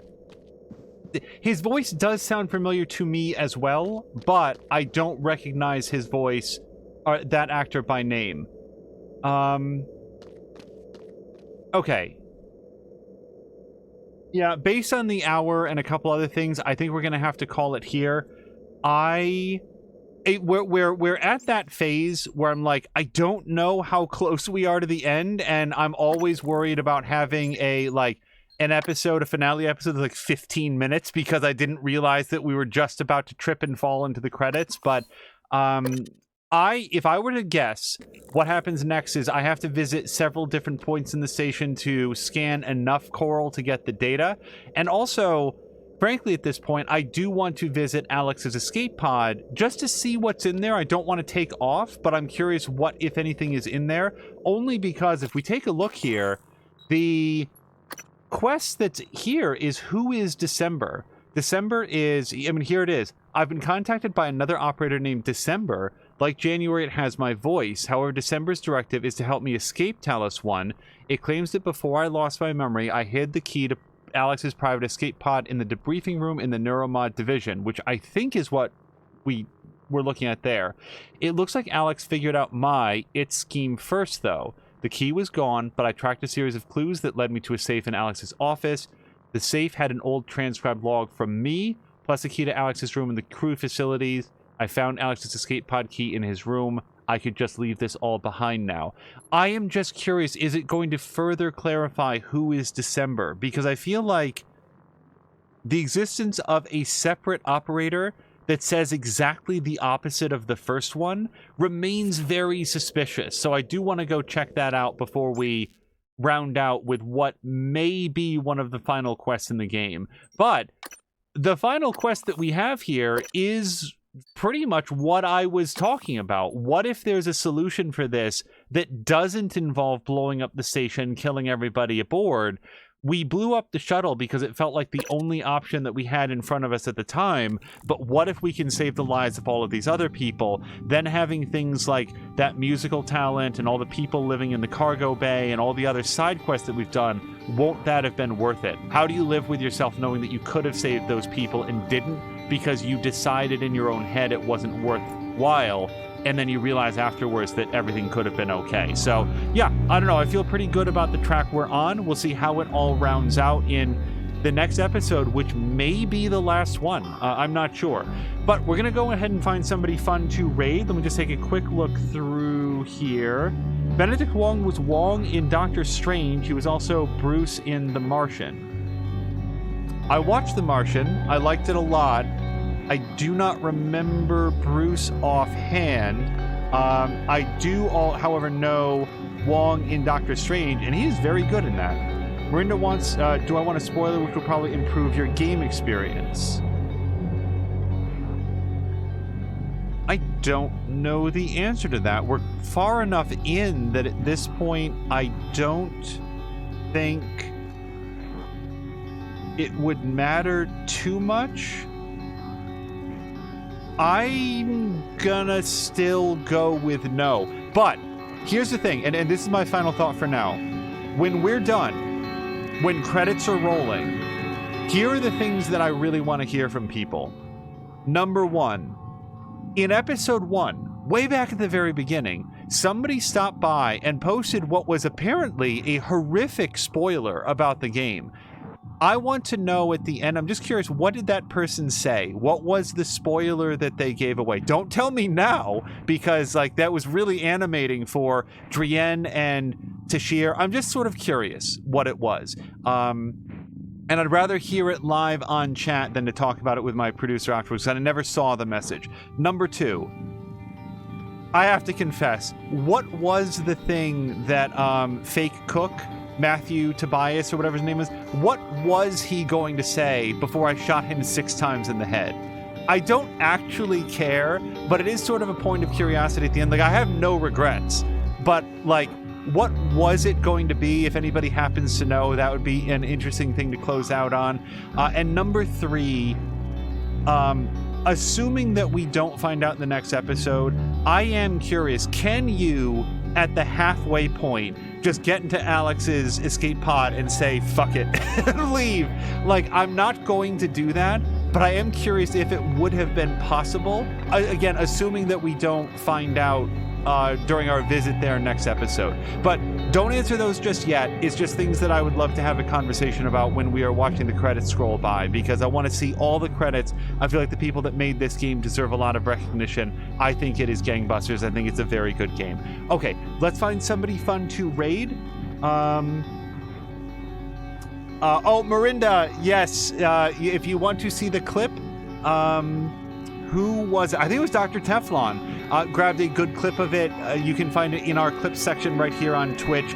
I've been debating whether or not to put up the Fake Chef Trilogy on Twitter, because there are 3 clips from 3 separate people, Drienne Levode, More Than a Mia, and Dr. Teflon, that goes 1, 2, 3 as far as my opinion and experience with the Fake Chef. And I really like the way that those 3 clips come together to tell that story. In any event, let's find somebody fun to raid, and we will round out for this episode.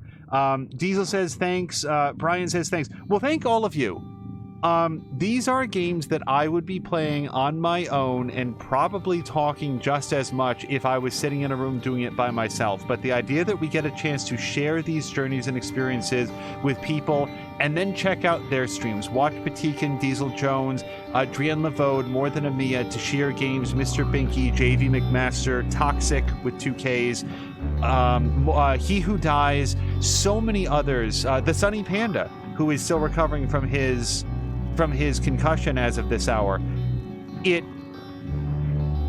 captures a sense of community in gaming that I didn't realize how much I was missing until we sort of found Twitch and had the ability to help build this community in some small way. So thank you all very much.